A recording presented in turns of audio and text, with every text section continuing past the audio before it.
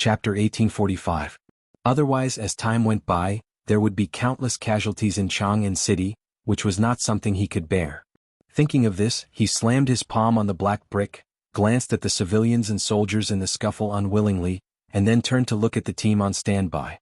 Spread out immediately and inform Mr. Wei Zheng, Mr. Zhang Sun Wuji, Mr. Fang Xianling, Mr. Du Ruhui, and so on. Inform all the officials in Chang'an City. After that, he seemed to think of something and said again, "Prepare the horse. I'm going to Marquis Lu's mansion right away." Without waiting for a reply, he quickly walked down the gate tower. At this time, the horse was already on his back. Si Lian jumped on the horse and rushed to Marquis Lu's mansion. "Get out of the way, get out of the way."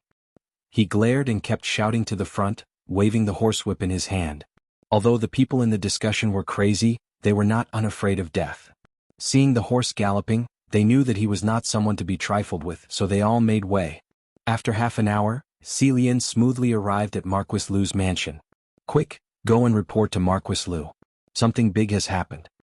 Si Lian shouted to the servant at the door before dismounting, because in his opinion, this matter had reached the point where it could not be delayed. The servant's face changed. Knowing that something must have happened, he rushed into the mansion. Whoosh! Si Lian reined in the horse, dismounted, and jumped to Cheng's mansion. As soon as he entered the door, he heard an unhappy roar. "Is it that bastard? How dare he disturb Lao Tzu for no reason?" The voice was Qing Yaojin. He strode to the door and bumped into Si Lian. He frowned and said, "It's you, little bastard. Why do you come to me instead of guarding the gate of Chang'an City?" "Something big has happened, Marquis." Si Lian panted heavily as he looked at Qing Yaojin with a serious expression. "Mother ***, what could possibly happen? Could it be that the sky has collapsed?" Qing Yaojin was somewhat dissatisfied. He was originally practicing martial arts at home, but was disturbed by this brat. How could he not be angry? "Duke, please calm down first." Si Lian swallowed his saliva in an attempt to soothe his dry throat. He grabbed Qing Yaojin's left hand and pointed at the sky. "Duke, look at what's in the sky." "In the sky?" Qing Yaojin frowned and was a little puzzled. "What the hell are you doing?" Although his mouth was unforgiving, he knew that Si Lian wouldn't dare to lie to him. Perhaps there really was something up in the sky.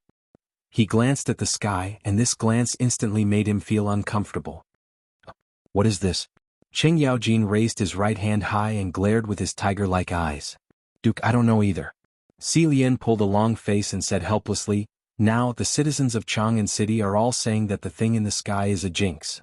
They are all praying. Chang'an City is already in chaos and there are even casualties."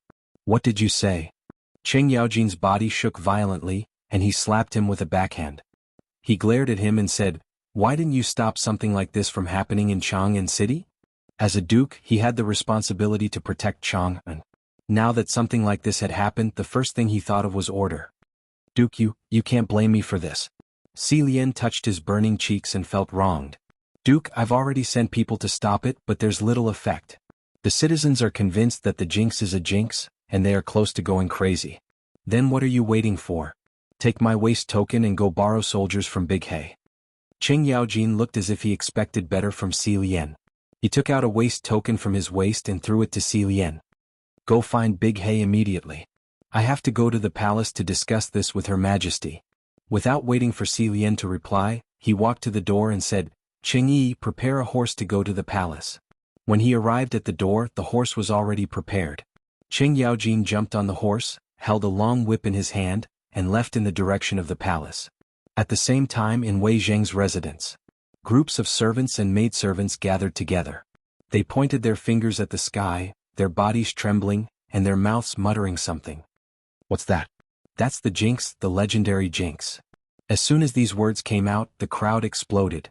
Cries of surprise and pleas connected together. The entire front yard was like a sudden clap of thunder, and it was out of control. They were all ordinary citizens and they had a deep fear of the jinx. Although this fear was passed down from the older generation, they finally understood what it was like after seeing it today. It was like the sky was falling and the earth was sinking. The cries of surprise in the courtyard became louder and louder until it spread throughout the Wei residence. "Why are you crying out?" A middle-aged man who looked like a servant walked out and pointed at the crowd. He was the steward of the Wei residence and was usually in charge of all matters in the residence, such as disciplining the servants. Usually, these fellows would refuse to do any work, but today they actually had the leisure to talk about right and wrong. It seemed like they were really looking for a beating. Chapter 1846. Thinking of this, he quickly stepped forward and prepared to fight with the servant. "Butler, butler, don't fight. Look at the sky." A servant timidly took half a step back and pointed to the sky, his face full of horror. The sky. The butler was a little confused. Is this guy trying to attract my attention? But this guy doesn't seem to be faking it, and these guys are all looking at the sky. Is there really something there? He looked at the sky with curiosity. In an instant, his pupils shrank, and his body trembled unconsciously. This is a jinx. A jinx is coming to the world. The butler kept waving his hands and his body became stronger and stronger. Master. Master, something big has happened. As he shouted, he rolled and crawled to the study. Now that such a thing had happened, only a big shot like his master could control the overall situation. Otherwise the sky would fall. Thinking of this, his steps became more urgent, and he almost stumbled. He hurried and finally reached the study. In the study, Wei Zheng was reading a book in one hand and holding a cigarette in the other. He was wandering in the sea of knowledge and he paid no attention to the outside world. Master, master, something big has happened. The butler suddenly sat on the ground as if he had exhausted all his strength. Wei Zheng frowned and was a little dissatisfied. He hated being disturbed when he was reading, so he told the servants that no one could come in when he was reading. But now why did this butler come in? Doesn't this guy know the rules? Impossible, this guy was the first to know. Did something happen? When he saw the butler sitting on the ground, he was more convinced that something big had happened. What the hell is going on? What happened outside? Wei Zheng put down the book, suddenly sat up from the chair, and looked at the butler with a pair of bright eyes. Master, a jinx has appeared in the sky. People outside have been talking about it. With tears in his eyes, the butler said with a sad face. What? Wei Zheng strode forward and stared at the helpless body of the butler. His face changed greatly. What did you just say? A jinx? Yes, master. An unknown object appeared in the sky. Everyone said it was a jinx. I guess the news has spread all over Chang'an City. The butler pointed to the sky and gestured as he spoke. Wei Zheng's face immediately paled. He hurriedly walked out of the door. He wanted to see if this so-called bane was real or fake. As soon as he walked out of the door, he couldn't wait to look up. At that moment he felt as if the sky was about to collapse. It really was the star of calamity, and it was Mars. One had to know that Mars was an ominous star, also known as the Crimson Star, the Punishment Star, and the Enforcer Star. Because it was red in color and glowed like fire, it floated erratically in the sky, sometimes from west to east and sometimes from east to west. Its situation was complicated and confusing, so historical records recorded it as Mars, which meant that it was a symbol of glowing fire and confusion. According to legend, the fall of the Pre-Qin dynasty had something to do with Mars. According to the records of Qin Shi Huang, for 36 years, Antares guarded the heart. There was a falling star in the East County, and the ground was a stone. Qian Shou carved the stone with the words, "The first emperor died and the ground was divided." When Qin Shi Huang heard of it, he sent the imperial censor to question it. None of it was convinced and all the stones were taken away. He didn't have the slightest doubt about all this because the thing in the sky was exactly the same as the Mars recorded in historical records. Wherever Mars appeared, the world would be in chaos. Looking at the place where Mars appeared, it was right above Chang'an City. Didn't that mean that the Tang Dynasty was going to suffer a great disaster? What about the people of Chang'an City? What about the people of the world? His heart was filled with grief. He only felt darkness in front of his eyes and fell backward. Master, master. The butler strode forward and hugged Wei Zheng's bent body. Wei Zheng took half a step back and slowly opened his eyes.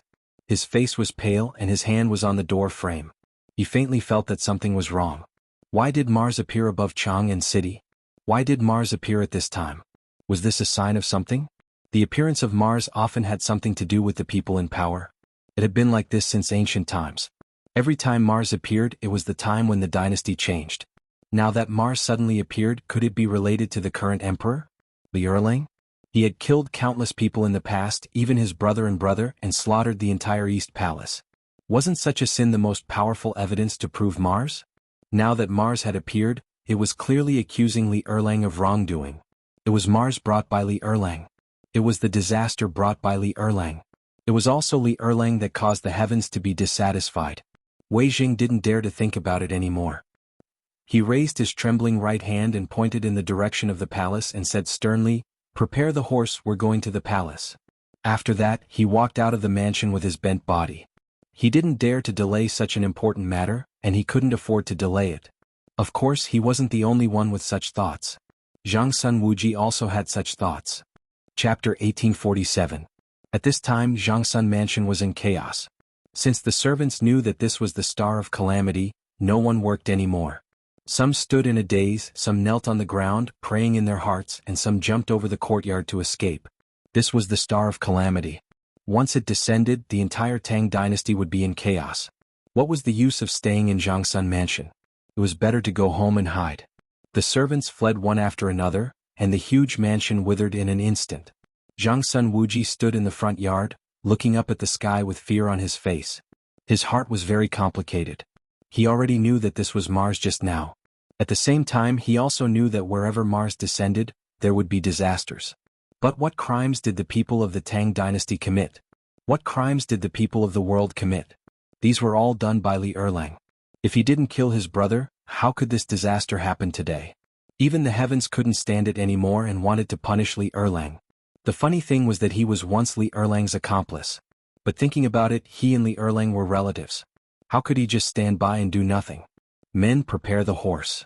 Zhang Sun Wuji waved his sleeves and walked straight out the door. He decided to go to the palace and ask Li Erlang for an explanation. Today's disaster was definitely related to him. Zhang Sun Wuji didn't say anything along the way. His face was gloomy, and it was hard to tell whether he was happy or sad. Only his trembling arms betrayed the fear in his heart. The coachman also knew the severity of the matter. He didn't dare to delay. With a wave of his whip, he rushed straight to the palace. Whoosh! The carriage stopped at the Vermilion Bird Gate and Zhang Sun Wuji darted out of the carriage. Just as he was about to head into the palace, there was a commotion coming from not far away. He casually took a glance and saw that it was Wei Zheng, Fang Xianling, and the others. Almost all the famous officials in the imperial court were present. Lord Wei, Lord Fang, why are you all here? Zhang Sun Wuji's face was still gloomy. The laughter between brothers in the past was gone. For Mars in the sky, of course. Wei Zheng stood up with a walking stick in his hand. His face was pale. That's right. With the appearance of Mars, your Majesty cannot escape responsibility. Fang Xianling glanced at the crowd, each word resounding. Zhang Sun Wuji nodded. He could not refute this point. Even if he was the emperor's brother-in-law, he could not be partial. Even Lu Guogong, Qing Yaojin, who was standing to the side, was silent because he deeply understood what the bane meant. Since all of you are of the same mind, let's enter the palace together. Zhang Sun Wuji swept his gaze across the crowd and finally, his gaze landed on Wei Zheng. This was because he did not speak just now, which was not in line with this old man's character. However, with a glance, he realized that Wei Zheng was a little different today. He could not help but ask, Lord Wei, I thought you don't usually use a crutch? Why today? Bang bang bang. Wei Zheng slammed the crutch in his hand on the ground, but his face was pale. It's all because of Mars. After that, he glanced at the direction of the imperial study. His eyes narrowed slightly and he looked intimidating. Let's go. Today we must get an explanation from His Majesty. That's right. Today we must get an explanation from His Majesty. Everyone, let's go. Everyone's expression was unfriendly as they walked straight to the palace gate. The guards at the palace gate were a little flustered. Why were all these court officials here today? Could it be that something big had happened? They were puzzled, but they did not intend to show favoritism. Without an audience with His Majesty, entering the palace gate was considered trespassing. That was punishable by death. Looking at the approaching court officials, the guard touched the Tang saber in his hand. His eyes revealed a trace of coldness. Halt, or you will be punished for trespassing. They knew that these were court officials, but without an audience with His Majesty, it was trespassing. As soldiers, they only followed orders and did not recognize the person. Of course, they were not really going to attack. They just wanted to stop these people and report back to His Majesty. After all, the person in front of them was more than 10 ranks higher than them. If they were to attack him, they might be raided tomorrow. They did not dare to take such a risk. What did you just say? Zhang Sun Wuji took a step forward. His eyes were half narrowed and there was a chill in his gaze. Sir, you cannot trespass into the Vermilion Bird Palace gate. Looking at Zhang Sun Wuji's eyes, the guard was a little scared. The other party was an official more than 10 ranks higher than him. However, when he thought about it, if he allowed them to enter the palace without an audience, he and his brothers would be sentenced to death. Unknowingly his courage grew.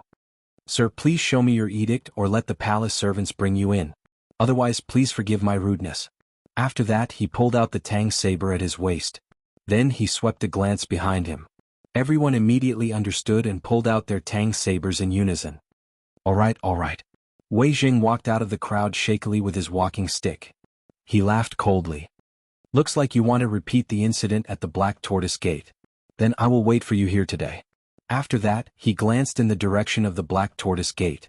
He seemed to be touched. Chapter 1848. The Gate of Black Tortoise was the place where Li Erlang killed his brother. It was also the place where Li Erlang rose to fame. Ever since Li Erlang ascended to the throne, no one dared to mention the Gate of Black Tortoise because it was taboo for Li Erlang. It was also a haze in Li Erlang's heart. But today, in front of all the officials, not only did he mention the Gate of Black Tortoise, he also humiliated the guards to express his anger. The officials behind him were not surprised by Wei Zheng's mention of the Gate of Black Tortoise. Instead, they felt that what he said made sense. If Li Erlang did not kill his brother, why would Mars be born today? All of this was related to Li Erlang. Everyone looked at the guards with anger. The anger in their hearts was self-evident. "What?" Wei Zheng's face darkened. He glanced at the guards and said coldly, "Didn't you want to take my life? Come on." Then he purposely took half a step forward, looking like a hero. The guards did not dare to be disrespectful. They knew how important this person was. If he dared to scold the emperor, then what about them? But if they retreated, how could they explain it to the emperor? Everyone looked at each other and didn't know what to do for a moment. Even the right hand holding the sword began to tremble. The veins on his forehead were bulging. "You bastards, get out of my way. Or else I will tear you apart." Qing Yaojin stood out with a pair of tiger-like eyes, looking like he was ready to fight at any moment. "That's right. Asking you to get out of my way is your honor. Or else I will kill you right now." The Grand Scribe stood out as well. His right hand kept stroking the triangular blade on his waist. His bloodthirsty eyes scanned the guards. "This."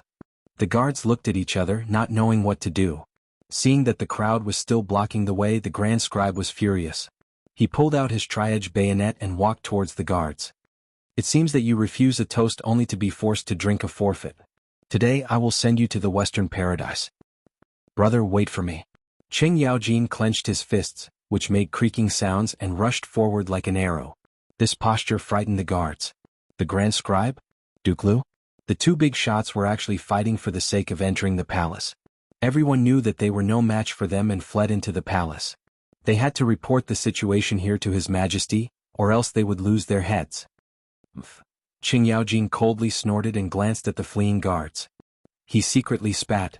"Luckily you bastards ran fast enough, otherwise Lao Tzu would definitely cripple you." After he finished speaking, he seemed to have thought of something. He turned around and said with a serious expression, "Lord Wei, Lord Feng, Lord Jiangsun, please leave." Although he usually didn't like these guys, he still admired their attitude and appearance today, especially this Wei Zheng who had a fearless face. Seeing that the palace door was no longer blocked, the officials all walked towards the palace door at the same time. They were heading towards the imperial study. Everyone was aggressive and had a serious expression. It was as if there was no one in the palace. Even if there were eunuchs and palace servants, when they saw this scene, they would stay far away for fear of attracting trouble.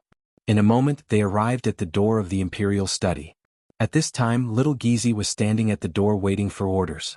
When he saw the officials gathered, he was surprised. Why were so many officials gathered together? Could it be that something big had happened? However, he quickly suppressed the surprise in his heart. After all, he was His Majesty's personal eunuch. He couldn't be so ignorant. "Sirs, why are you all gathered here today? Do you have something important to discuss with His Majesty? Shall I inform His Majesty?" Little Gizi looked at the officials with a smile, nodding and bowing from time to time. Looking at these guys, it didn't look like anything good. It was better to be cautious. "Get lost." Qing Yaojin's face darkened. He kicked him and said coldly, "What right does a eunuch like you have to speak?" After speaking, he didn't wait for little Gizi's reaction and stepped into the imperial study. The other officials followed closely behind. Only little Gizi's screams could be heard. In the imperial study, Li Shimin, who was originally reading through memorials, suddenly raised his head when he heard the noise. He saw the officials standing uniformly in the main hall. Each of them had an unfriendly expression, as if they had encountered a disaster. Li Shimin put down the memorials and frowned as he glanced at the officials. He found that everyone was a little different from usual. Each of them had a serious expression. Even Qing Yaojin, who was usually laughing with him, had a serious expression. He didn't see anyone come forward to salute him. However, this wasn't important. Why did everyone come together and have such a serious expression? This made him a little puzzled. Could it be that he had made a mistake recently? Or did he neglect his political affairs? But he was dealing with political affairs now. His mind was constantly turning, trying to find if he had done something wrong. However, he couldn't find anything. He could only ask tentatively, "What's wrong with everyone today?" "Your Majesty, you are really leisurely. You even have time to read memorials now." Chapter 1849. Wei Jing took half a step forward and sneered. "Oh?" Li Shimin frowned and was puzzled. "Why do you say that? Does your Majesty not know what's going on outside?" Wei Jing snorted and asked in return. He did not believe that His Majesty did not receive any news in the palace. Outside? Li Shimin walked down from the dragon throne and glanced outside the door. He wondered, what could have happened outside? "Your Majesty, something big has happened outside. Mars has descended." Qing Yaojin took a step forward and looked at Li Shimin as he spoke. He originally did not know the three words Mars, and only found out after a discussion with the officials. "What? Mars?" Li Shimin's expression changed and his body trembled. He did not doubt Qing Yaojin's words, nor did he doubt the officials. Today's situation was not simple. Moreover, he deeply understood what Mars was. It was a star of misfortune. As long as Mars descended, it would be accompanied by disaster. However, why would Mars descend in Chang'an? Did he do something wrong? Thinking of this, he quickly walked to the entrance of the imperial study and looked up. Instantly, he felt as if the sky was about to collapse. It really was Mars. How could this be? Why would Mars descend from the sky? Could it be that he had killed too much? Was the heavens dissatisfied with him? Was this to punish him? He knew that the descent of Mars was often related to those in power. In the past, the descent of Mars would cause chaos. Could it be that his Tang dynasty was also going to be in chaos? His body trembled and he held the door frame with his hand, feeling helpless. Seeing this, Xiao Gizi hurriedly went forward and supported Li Shimin as they slowly walked towards the imperial study. Just as they walked into the hall, Wei Zheng's cold voice sounded. "Your Majesty, Mars has descended because you have killed too much in your early years. You should give the world an explanation." Wei Jing picked up his walking stick and slammed it on the ground with a look of indignation. He thought that it was impossible for His Majesty to only know about it now. It must be an act. But he didn't look like one. However, these were not important. What was important now was how His Majesty was going to answer to the people of the world. When the officials saw Wei Jing stand out, they began to criticize him. "That's right. Your Majesty has killed too many people. You must give the people an explanation. This Mars is a vengeful spirit of the Black Tortoise Gate, here to claim your life. Your Majesty, you should pay your respects.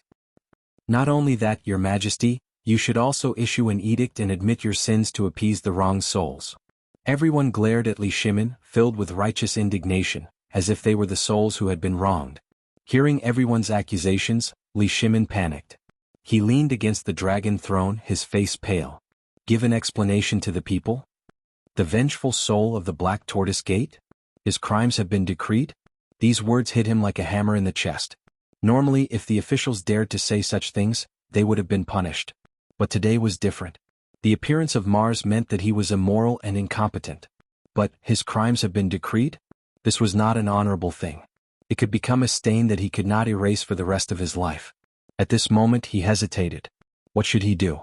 Was there anyone who could help him? He had never felt so helpless. Even when he led troops to war, he had never been afraid between life and death. But at this moment he was truly afraid. He was afraid that Mars really came because of him. He was afraid that everything the officials said, the vengeful spirit of the deposed crown prince, would come for his life. He was even more afraid that the people of the world would suffer because of him. Did he really have to admit that he was useless? Did he really have to admit that he had killed too many people? No. He was the emperor, how could he do such a thing? But who would speak up for him now? He was angry, heartbroken, and even regretful. Just as he was hesitating endlessly, a figure slowly appeared. Zhang Feng? Feng Zi was smart and had many wicked ideas. Perhaps he had a solution? At this thought, it was as if he had grasped at a life-saving straw. Hope flashed in his lonely eyes, and he immediately glanced at little Gizi. Little Gizi had been with him for many years and naturally understood and slowly came over. Little Gizi, immediately send someone to White Deer College to find Zhang Feng. Tell him the situation here and ask him if he has any solutions. Li Shimon's face was pale and his voice was hoarse. At this moment he placed all his hopes on Zhang Feng. Little Gizi understood the severity of the matter, nodded and left. At this moment only the civil and military officials and Li Shimon were left in the hall. The atmosphere was very solemn and as calm as the surface of water. But if a stone was thrown, it would immediately cause a reaction. Your Majesty, please do not delay any longer. Immediately decree the crimes have been decreed. Wei Zheng's walking stick thumped on the floor and he coughed as he spoke. He did not know why Li Erlang was still hesitating. These were the people of the world. Since Li Erlang claimed to be a wise ruler, why did he cast the people aside and ignore them today? Was he really so heartless? Chapter 1850. Your Majesty, please immediately issue an imperial edict. Your Majesty, there is no need to hesitate. The officials spoke up one after another, but there was not the slightest bit of respect in their words. Because in their view, Li Erlang had already lost his virtue. Only with the hearts of the people could he become a wise ruler. Right now they spoke up only from the standpoint of themselves and the people. This included Zhang Sun Wuji. Even though he was related to the imperial household and had only been friends with Li Erlang, he still had to make his stance clear on this matter. He had also planned the coup at Xuanwu Gate. If His Majesty refused to admit his mistake, the vengeful spirits would come for his life, and the Zhang Sun clan would be the first to suffer. He could not bear the consequences. Of course he was not the only one with such thoughts. Fang Xianling, Du Ruhui, Gao Shilian, Ho Junji, and Qing Yaojin all had similar thoughts. All of them had participated in the coup at Xuanwu Gate, and if the vengeful spirits came for their lives, none of them would be able to escape. Thus they hoped that Li Erlang would admit his mistake. But Li Erlang clearly had no intention of doing so. Li Shimon felt powerless as he listened to the advice of the officials, and a chill ran down his spine. But he still had a sliver of hope, Zhang Feng. As long as Zhang Feng had a plan, the crisis before him could be resolved. Yes, it could definitely be resolved. He constantly comforted himself. His lonely eyes would occasionally glance at the door, hoping that this person who carried his hopes would bring good news. But the advice of the officials was getting more and more intense, and he had no choice but to reply. He could only raise his trembling right hand and wave it. Everyone withdraw for now. Allow us to reconsider? Reconsider? Wei Zheng glanced at Li Shimon and coldly chuckled.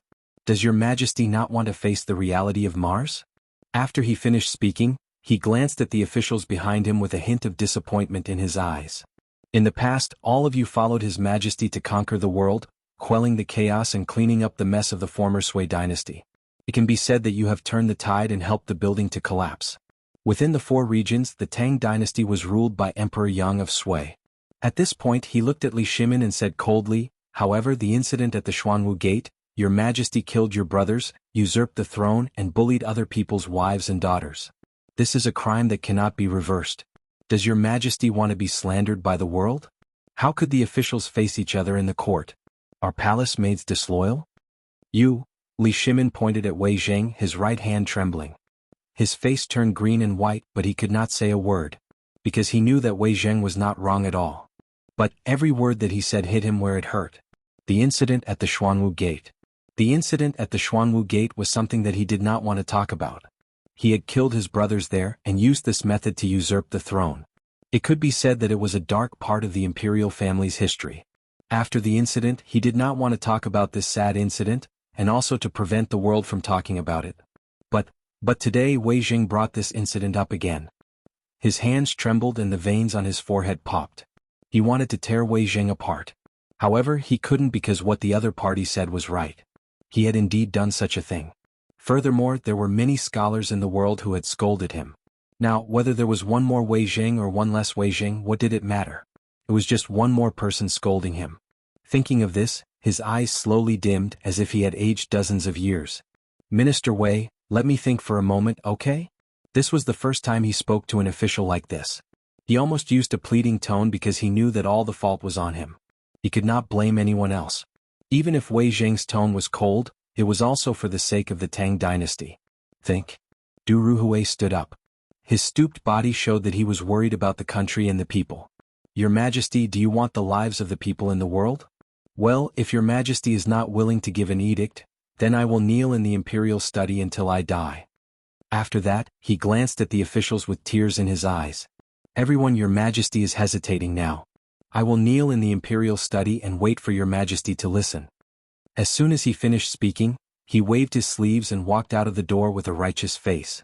Seeing Du Ruhui like this, the other officials could not help but feel grief and indignation in their hearts and spoke one after another. "Master Du, wait, I am also willing to kneel at the door of the imperial study with you. Yes, as the saying goes, establish a heart for heaven and earth and establish a life for the people. I will also go." Everyone followed Du Ruhui's footsteps and walked out of the door with a look of indignation. Soon only Wei Zheng was left in the hall. He looked at Li Shimin with a complicated expression and turned to leave. In an instant there was only one person in the imperial study. It was unusually quiet. Li Shimin looked at the silent hall and sat down on the dragon throne. His heart was full of grief, but he had no one to talk to. He slowly took out a cigarette from his waist with his trembling right hand, trying to numb himself with the cigarette. He took it out with a backhand, but there was no lighter. A wave of powerlessness came over him. Usually, for safety, little Gizi always carried the lighter with him. Now that little Gizi was not here, he could not even smoke. As the emperor, it was really ridiculous.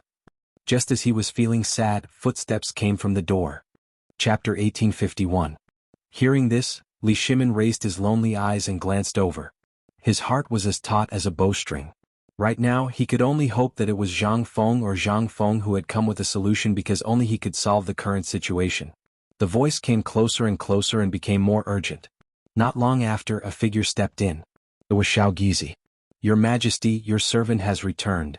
Xiao Gizi strode forward and spoke as he walked, but his expression was very unsightly. "Come quickly." Li Shimin abruptly stood up, but his trembling legs still made him feel weak.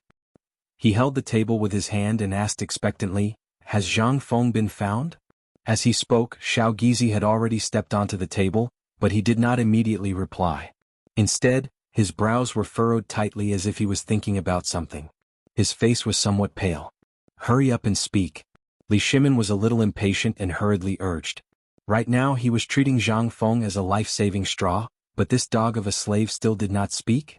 "Your Majesty," Xiao Gizi frowned and was a little flustered. Then, as if he had made up his mind about something, he carefully leaned over to Li Shimin's ear and whispered, "Your Majesty, something has happened. Zhang Feng has disappeared." "What?" Li Shimin's eyes widened and his face paled. He did not dare to believe it. "Say that again." Xiao Gizi frowned. When he heard this news, he was also shocked. When he came back, he was already thinking about how to tell His Majesty, but after thinking it over and over again, the news could not be hidden, so he planned to speak frankly. However, he did not expect His Majesty's reaction to be so big. "Your Majesty, Zhang Feng has disappeared." He lowered his head and timidly said, "Not only has Zhang Feng disappeared, but even Qing Chumo, Zhang Sun, Chong, and the others have disappeared." "What? They're all gone?"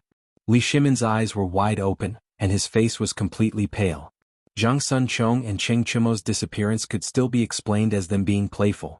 After all, these two guys were still kids, but how could Zhang Feng disappear as well? One had to know that Zhang Feng was his life-saving straw. If he disappeared, then what should he do next? Was his crime already announced? Opening an altar to offer sacrifices to the heavens? Or announce his sins to the whole world? He sat powerlessly on the dragon throne, holding his forehead with his hand. He felt an unprecedented sense of helplessness. The oppressive atmosphere in the royal study made it hard for little Gizi to breathe. He understood the emperor's current situation, but he could not empathize with him. He could not help but feel sad. As the emperor's personal servant, he could not share the emperor's burden. He glanced at Li Shimin and his eyes could not help but feel lonely. Just as he was about to go up and comfort him, he saw the crumpled cigarette on the table.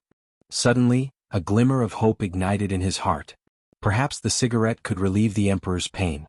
Thinking of this, he quickly picked up the cigarette, smoothed it out and handed it to Li Shimin. He said with concern, "Your Majesty, have a smoke. Perhaps it can help you forget those unhappiness?" Hearing this, Li Shimin's tightly closed eyes slowly opened. He rubbed his forehead with blue veins, looked at little Gizi and nodded weakly. He knew that little Gizi was doing this for his own good. Moreover, he really did need the cigarette to relieve his tense nerves. Seeing the emperor nod, little Gizi was overjoyed. He quickly handed the cigarette over and lit it. The cigarette was slowly lit, emitting bursts of green smoke. Li Shimin took the opportunity to take a deep breath. The cigarette instantly entered his nose and stimulated his brain. Enjoying the stimulation of the cigarette, he half reclined on the dragon throne and began to recall what he had done in the past. Big brother, fourth brother, are you really here to take my life? Or is the heavens dissatisfied with me? Just as he was sinking into endless vexation, another set of footsteps came from outside the door. However, he was not in the mood to look at them at this time. On the other hand, little Gizi raised his head high, wanting to take a closer look. A moment later, a stooped figure slowly walked in. It was Zhang Sun Wuji who had just knelt outside the door. Seeing this, little Gizi hurriedly went up to him and said softly, Lord Zhang Sun Yu. He knew that the emperor's relationship with the officials was tense. It was not convenient for him to speak. Naturally, he needed a mediator like him to pass on the message. Zhang Sun Wuji glanced at little Gizi and did not reply. Instead, he looked directly at Li Shimin with a complicated expression. Your Majesty, the situation is very serious now. The officials are all waiting for your Majesty's reply. Has your Majesty made a decision? He had been kneeling outside the door for a long time. Seeing that there was no news from Li Erlang and that the officials were anxious as a relative of the emperor, he had to come in and ask. Li Shimin naturally knew what the other party was thinking. He raised his heavy head and glanced weakly at him. Auxiliary machine, even you want to force me? Erlang, Zhang Sun Wuji looked at Li Shimin and choked a little. In the end he didn't say those words because he couldn't bear it. After all, Li Erlang was his brother-in-law. The Tang dynasty could not do without the support of Zhang Sun's family. Chapter 1852. Moreover, he and Erlang were friends. In those days he followed Erlang to quell the rebellion and plan the change of the Xuanwu Gate. Strictly speaking, half of the ghosts of the Xuanwu Gate belonged to him. Now he was forcing Erlang. It was a bit too much. Moreover, it was reasonable to say that he also had a part of the responsibility for the appearance of Mars. He couldn't sit back and do nothing, but who could resolve this disaster? Thinking of this, a figure slowly emerged in his mind. Yuan Tiangang? Wasn't he a famous warlock of the Tang dynasty? Maybe this person could resolve the crisis. Erlang, I have a plan. Ask Master Yuan Tiangang to resolve this crisis. Zhang Sun Wuji said with some surprise. He had now regarded Li Shimin as a family member, so it was natural to call him Erlang. Besides, there were no outsiders now, so it didn't get in the way. Assistant, are you serious? Li Shimin stood up from the dragon chair and looked straight at Zhang Sun Wuji. He had thought that his only hope was shattered, but now it seemed that it was not. Erlang, Master Yuan is a famous warlock of the Tang dynasty. As long as he does divination, there may be a way. Zhang Sun Wuji's face was full of hope, and his eyes were shining. Good. Li Shimin nodded repeatedly, then looked at little Gizi and hurriedly said, Little Gizi, you go to inform Yuan Tiangang and let him enter the palace. Little Gizi nodded and walked out of the door. In a moment he disappeared from the sight of the two. Looking at the receding figure, Li Shimin could no longer sit still. He slowly walked down from the hall, took a drag of the cigarette and kept pacing in the hall. He was upset. He was a little worried. What if Yuan Tiangang couldn't do anything? What if Yuan Tiangang was not there? Now only Yuan Tiangang could save him. Seeing Li Shimin so anxious, Zhang Sun Wuji stepped forward and comforted him. Erlang, don't worry. When Master Yuan comes, everything will be clear. Hearing this, Li Shimin slowed down his steps and looked at Zhang Sun Wuji. He sighed and said with some sadness, maybe. After that, he took a deep puff of his cigarette and continued to walk around the hall. Zhang Sun Wuji didn't say anything else either. He clasped his hands behind his back and looked at the door from afar. Only the sound of footsteps could be heard in the huge imperial study. The atmosphere was a little tense. About half an hour later, the sound of footsteps came from outside the door. Hearing this voice, Li Shimin immediately stopped. His eyes kept looking out the door, hoping to see something. It wasn't that he didn't want to go out, but he didn't dare. With so many officials kneeling outside, if he went out, wouldn't he be torn apart alive? A moment later, two figures stepped into the imperial study. They were little Gizi and Yuan Tiangang. Commoner Yuan Tiangang pays his respects to your majesty. Yuan Tiangang made a Taoist seal with his hands and bowed. Dispense with the formality, dispense with the formality. Li Shimin looked at Yuan Tiangang with surprise. He stepped forward and said directly, Master Yuan, I invited you here this time for the thing in the sky. I hope Master Yuan can divine it. He couldn't afford any delay now. He must solve it as soon as possible. Yuan Tiangang frowned and didn't answer immediately. Instead, he turned his head and glanced at the unknown object in the sky. After a while, he said mysteriously, "Yes, Your Majesty. Please prepare the incense table, candlesticks and other sacrificial items. These are all trivial matters. Taoist priest, please do it quickly." Li Shimin promised and then looked at little Gizi who was on standby. "Little Gizi, send someone to prepare the incense table and candlesticks immediately. Be quick." "Yes, Your Majesty." Little Gizi bowed and turned to leave. In less than a quarter of an hour, little Gizi led several eunuchs to come with incense, candles, yellow paper and other sacrificial items in his hands.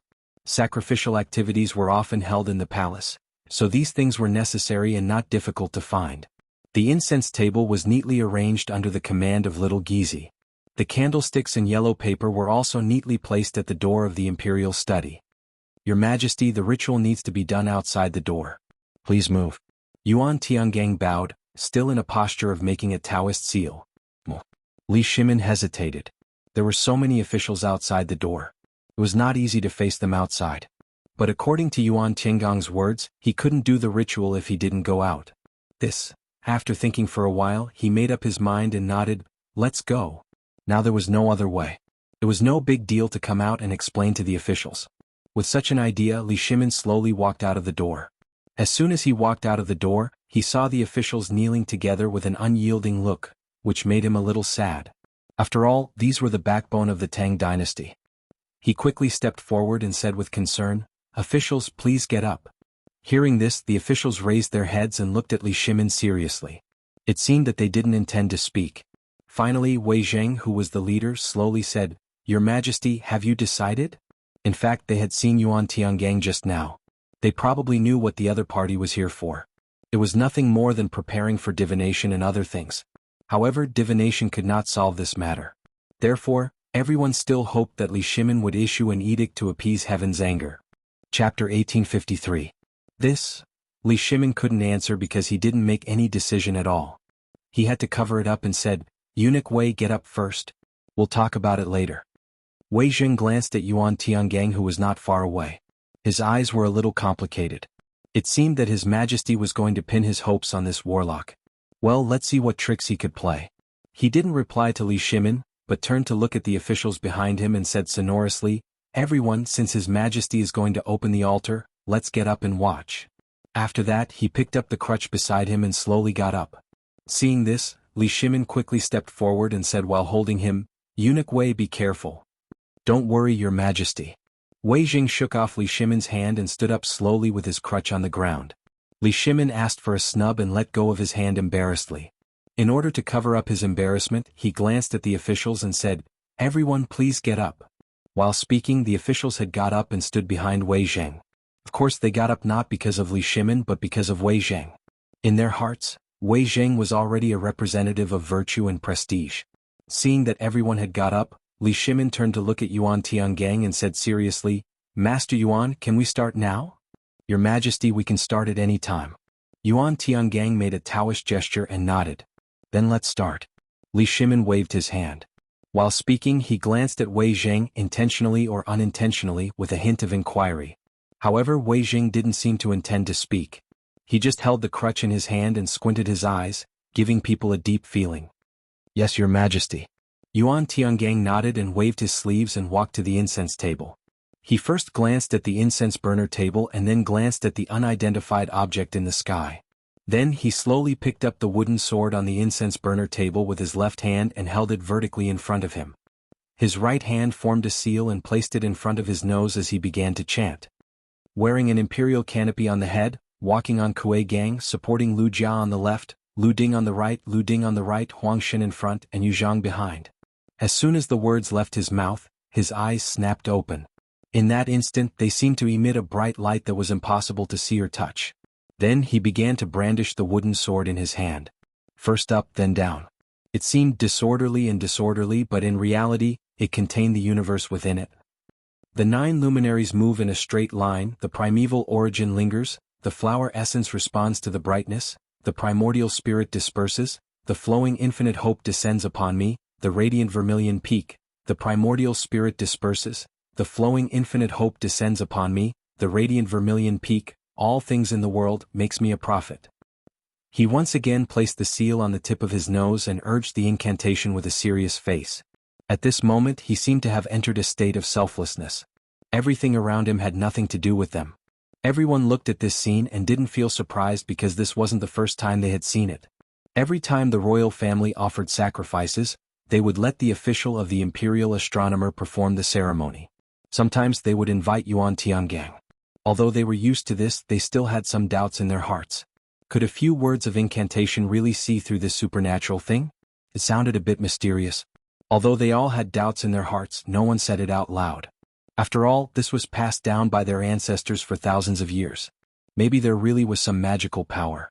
Li Shimin didn't know about these different thoughts of everyone. At this time he clenched his fists and stared with his eyes wide open. It seemed that he wanted to see something from such a ceremony, but unfortunately he didn't see anything. He now completely pinned his hopes on Yuan Tiangang, or this ceremony, so he was the most nervous and didn't want anything to happen. At this time he was like a tight bowstring that would break with a little carelessness. Moreover, as the emperor of the Tang Dynasty, he must give the world an explanation, an answer, and appease the restless people. Otherwise, how could he face the people of the Tang Dynasty in the future? Thinking of this, Li Shimin's face showed the sadness again.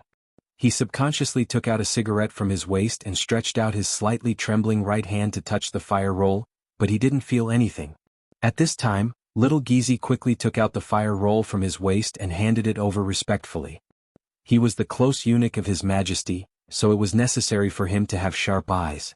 Since he knew that His Majesty liked this kind of thing, the fire roll at his waist had never been broken.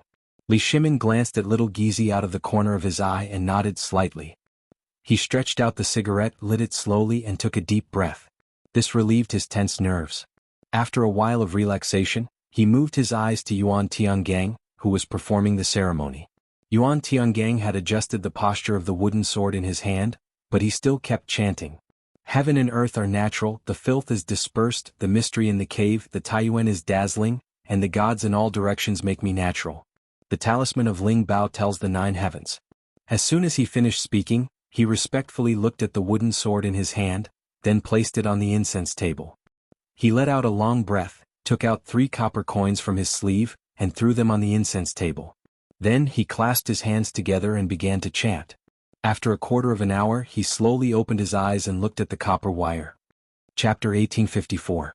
However, this result made Yuan Tiangang's pupils shrink, and his brows almost frowned together. Li Shimin noticed the abnormality and quickly stepped forward. "Master, what happened?" While speaking he glanced at the copper coins on the incense table, but he couldn't understand them at all. He had to look at Yuan Tiangang and continue to ask, "Taoist, what is the meaning of this divination?" Everyone also looked at Yuan Tiangang nervously. Now all hope was on this person. If it was really confirmed that Mars came to the world, then His Majesty couldn't escape the responsibility. However, Yuan Tiangang didn't answer, but stared at the copper coins as if he didn't hear Li Shimin's words. He didn't pretend not to hear, nor did he deliberately not answer, but this divination. This divination didn't show an ominous divination, but why did the people say that an ominous star came to the world? "Your Majesty, please look. This divination moves with thunder, disperses with wind, moistens with rain, suppresses with sun, stops with Gen, speaks with Dui, Qian with the ruler and Kuan with the hiding. Therefore it is not an ominous divination." Yuan Tiangang pointed to the copper coins on the incense table and explained word by word. "Not an ominous divination?" Li Shimin frowned. If it was not an ominous divination, then why did the thing in the sky not disperse for a long time? "Master, are you sure?" He also hoped that it was not an ominous divination, but some of the things in front of him were too strange. None of them were right. The thing in the sky didn't disperse for a long time. Others said it was an ominous star in Mars, but Yuan Tiangang said it wasn't. But if it wasn't, why did the thing in the sky keep circling around Chang'an? It was really strange. Yuan Tiangang shook his head and didn't look back. "No, this is not an ominous star." As soon as this remark came out, it instantly caused an uproar. The originally quiet sight also boiled up in an instant, and the surprised voices of the officials were full. "Not an ominous divination? Is it really the vengeful spirit of Xuanwu Gate coming to take our lives?" "Yes, I think it must be. If it is not an ominous star, then there is only one possibility. Your Majesty must take responsibility." Everyone looked at Li Shimin angrily, as if he was being pointed at by 1,000 people. Since the object in the heavens was not Mars, then there was no doubt that it was the vengeful spirit of the Black Tortoise sect. The officials were convinced of this because Li Erlang had killed too many people, and now he was receiving his retribution. Everyone please be quiet. Wei Jing stepped forward. Seeing that everyone had stopped talking, he took a step forward and said coldly, Your Majesty, now that it's confirmed that it's not Mars, it must be the vengeful spirit of the Black Tortoise Gate. Please give the vengeful spirit an explanation, Your Majesty. He had once been a subordinate of the deposed Crown Prince, Li Jianqing. It was only after Li Jianqing had been killed that he had no choice but to submit to Li Erlang. Regardless of the past, since the Crown Prince and Prince of Qi had returned to demand his life, Li Erlang had to give an explanation. Not bad. Du Ruhui also stood up and looked at Li Shimin angrily. Now that it has been proven, Your Majesty, please give an explanation to the Black Tortoise Gate and the survivors. Your Majesty, please give an explanation to the Black Tortoise Gate. Your Majesty, please give an explanation to the Black Tortoise Gate. Your Majesty, please give an explanation to the Black Tortoise Gate. The crowd was united like never before, and their voices shook the heavens and the earth. Seeing such a situation, Li Shimin was scared out of his wits. His hands trembled uncontrollably, and cold sweat began to form on his forehead. Could it be that the officials were right? That the vengeful spirit of the Black Tortoise Gate had come to demand his life? No, it couldn't be. How could there be such a ridiculous theory? He kept on hypnotizing himself, convincing himself that it wasn't the vengeful spirit of the Black Tortoise Gate. Because he couldn't believe it. If it was really the vengeful spirit, how could he face his eldest brother and fourth brother? Vengeful spirit? Li Shimin's body trembled as he muttered to himself, The vengeful spirit is here. What should I do? Your Majesty, please don't panic. Yuan Tiangang hurriedly stepped forward and held Li Shimin. Your Majesty, I have a plan. Hearing this, Li Shimin seemed to have grasped a life-saving straw. His whole person became sober. He grabbed Yuan Tiangang and asked hurriedly, Sir, do you have a brilliant plan? Tell me quickly. Issue an edict, open an altar to offer sacrifices to heaven, hold a Waterland assembly, and expiate the vengeful spirit. Yuan Tiangang knew Li Shimin's current situation, so he had to tell him everything he knew. Yes. Li Shimin was a little flustered and didn't know what to do for a while. He said casually, Issue an edict, open an altar to offer sacrifices to heaven, hold a Waterland assembly, and expiate the vengeful spirit. As soon as his voice fell, there was a rush of footsteps not far away. A group of palace maids and eunuchs came one after another. In the middle was Zhang Sun Wugo's phoenix carriage. Your Majesty, Zhang Sun Wugo began to roar before she reached him.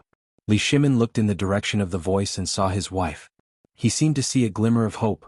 Maid Guanyin, hurry up. Zhang Sun Wugo kept urging the eunuchs carrying the phoenix carriage. Seeing that she was about to reach Li Shimin, she rushed down. Fortunately she didn't fall. She quickly stepped forward, grabbed Li Shimin's hand and hurriedly said, Your Majesty, what's the situation now? Chapter 1855. She was in the palace, so she naturally knew what was going on in the imperial study. However, it was inconvenient for her to come because the harem couldn't participate in politics. However, she was worried about Erlang, so she didn't care about the rules and came directly. Guanyin maid. Li Shimin stroked Zhang Sun Wugo's tear-stained face and said sorrowfully, It's the vengeful spirit of the Xuanwu Gate. Although he didn't want to admit it, the truth was in front of him. He couldn't refute it. What? Zhang Sun Wugo screamed. She couldn't believe the answer. How could it be the vengeful spirit of the Xuanwu Gate? Li Shimin didn't reply. Instead, he looked at Zhang Sun Wugo and nodded heavily. Now that things had come to this, he couldn't hide it anymore. It was better to make it clear. Seeing Li Shimin's expression, Zhang Sun Wugo felt as if she was hit by a heavy hammer. Cold sweat flowed down her forehead. She felt a sense of powerlessness. Suddenly, her vision turned black and she fell backward. Guanyin maid. Li Shimin hugged Zhang Sun Wugo and kept shaking her. His voice was a little hoarse. After a violent shake, Zhang Sun Wugo slowly opened her beautiful eyes. She looked at the person in front of her and grabbed Li Shimin's wrist. Her face was a little pale. Your Majesty, what should we do now? According to Master Yuan, I need to announce the punishment. Li Shimin looked at Zhang Sun Wugo and said with a sorrowful face. Your Majesty, how can you make such a sacrifice? Zhang Sun Wugo suddenly stood up. Her face was full of disbelief. Sigh. Li Shimin sighed and said helplessly, "This is the only way now." "How could this be?" Zhang Sun Wugo's face was pale. Cold sweat flowed down her forehead. She glanced at the civil and military officials on the ground and her husband in front of her. She really believed the vengeful spirit of the Xuanwu Gate. So many civil and military officials were present, and even the famous Yuan Tiangang of the Tang Dynasty was doing divination. It seemed that things had come to an irreversible point. She could be considered as the second beneficiary of the Black Tortoise Gate's change. Now that Erlang was in trouble as the Empress, how could she sit by and do nothing? Thinking of this, she wiped away the tears that were about to fall from the corners of her eyes. She looked at Li Shimin and said seriously, "Your Majesty, this concubine is willing to go to Huaxing Temple to kneel in front of the Buddha and recite sutras for 7 days to help the souls of those who have died." Once these words were spoken, the officials who were originally indignant couldn't help but feel that the Empress seemed to be more pleasing to the eye. Li Shimin didn't think so. This was his wife. When he thought of his wife praying to Buddha for what he had done, he couldn't help but feel touched. Guanyin maid, "Your Majesty." Zhang Sun Wugo slowly pushed Li Shimin away and said with concern, "Your Majesty, please personally preside over the Water and Land Assembly and release the souls from purgatory." "Good, Zhen will preside over the Water and Land Assembly." Li Shimin nodded heavily. Now that the Empress could make such a sacrifice as the Emperor, of course he had to set an example. "Thank you, Your Majesty." Zhang Sun Wugo bowed and then turned to walk towards the Phoenix carriage. Now she didn't dare to delay. Every moment she went to Huaxing Temple meant that she could release one more soul. Watching the Empress figure gradually disappear, Li Shimin withdrew his gaze and looked at the officials. With a solemn expression he said, "Wei Zhang, write an edict for Zhen. Zhang Sun Wuji, prepare for the Water and Land Assembly. Xu Jindo, the Imperial Astronomer, prepare for the sacrificial ceremony." "Yes, Your Majesty." The officials looked at each other, and the expressions on their faces finally eased a bit. "In that case, everyone can go and prepare." Li Shimin had a bitter expression as he responded. Finishing, he turned and walked towards the Imperial Study. After returning to the Imperial Study, he sat weakly on the dragon throne. He slowly took out a cigarette from his waist and put it in his mouth. Little Gizi hurriedly took out a match and lit it. He took a deep breath and tried to relax himself. Now that the dust had settled, the edict had been issued, the preparations for the Water and Land Assembly had begun, and the sacrificial ceremony was about to begin. He had given an explanation to the people of the world. But this also confirmed that he was incompetent and had killed the innocent. But what else could he do? He glanced at the officials who had left the Imperial Study. Waves of helplessness spread through his body. The officials had forced him to abdicate, the people were at odds with him. This was a last resort. He hoped that after the storm, the people of the world would forget about this matter. Even if he broke his teeth and swallowed it down, he couldn't find anyone to talk to because he could only blame himself for this matter. These were the souls of Shenwu sect. Basically, each one of them was his family. Yet these family members had died under his blade. Now that they were coming for his life, what could he blame them for? He could only silently endure it.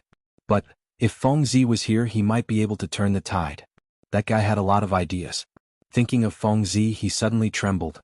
He seemed to have thought of something. Feng Zi was missing? That guy hadn't shown up. Could it be that something had happened? Ever since he met Zhang Feng, he deeply understood his talent. Could be said that he was one of a kind in the Tang Dynasty. He had also become friends with him. Unknowingly, Zhang Feng had also become one of the most important people in his life. Chapter 1856. Now that he was missing, how could he not be worried? Something happened to him. What would happen to White Deer College? What about the workshop? What about the research institute? Who else would help him? Who else in the world would speak up for him? What about the Tang Dynasty? No. He didn't dare to think about it anymore. He only felt his body tremble. Little Gizi immediately asked Qing Yaojin to go to White Deer College to find Feng Zi. No matter what, we must find her. Li Shimin stood up and raised his trembling right hand. He was a little emotional. Your Majesty, are you okay? Little Gizi hurriedly went forward to support Li Shimin and asked worriedly. I'm fine. Li Shimin shook his head and hurriedly said, quickly send Qing Yaojin to find Feng Zi. Yes, Your Majesty. Little Gizi nodded, but he didn't leave immediately. Instead, he looked at Li Shimin and asked worriedly, Your Majesty, President Zhang went missing with Cheng Chimo and Zhang Sun. If you ask High Duke Lu to find them, is it? He didn't finish his sentence because eunuchs couldn't participate in politics. He just wanted to remind His Majesty. What if Qing Yaojin caused trouble? It's fine. Just do as I say. Li Shimin waved his hand and didn't care so much. In his opinion, once Cheng Chumo went missing, Qing Yaojin would be the most anxious. He would definitely do his best to find them. Besides, the news couldn't be hidden. He would find out sooner or later. Yes, Your Majesty. Little Gizi nodded. Although he was worried about His Majesty, he didn't dare to disobey. He could only quickly walk out of the imperial study, hoping to help His Majesty a little more. Thinking of this, he quickened his pace and walked towards the Vermilion Bird Gate. As he walked, he kept looking around as if he was looking for something. At this moment, a figure not far ahead attracted his attention. Hi Duke Lu, wait. Little Gizi kept waving his hands and screaming at the top of his lungs. Qing Yaojin was just about to go out when he suddenly heard someone calling him. He subconsciously glanced back and saw that it was Little Gizi. He asked doubtfully, Little Gizi, why did you call me? Grand Duke, wait. His Majesty has something to tell you. Little Gizi arrived in front of Qing Yaojin, panting heavily. Do you have any orders for me? Qing Yaojin asked subconsciously.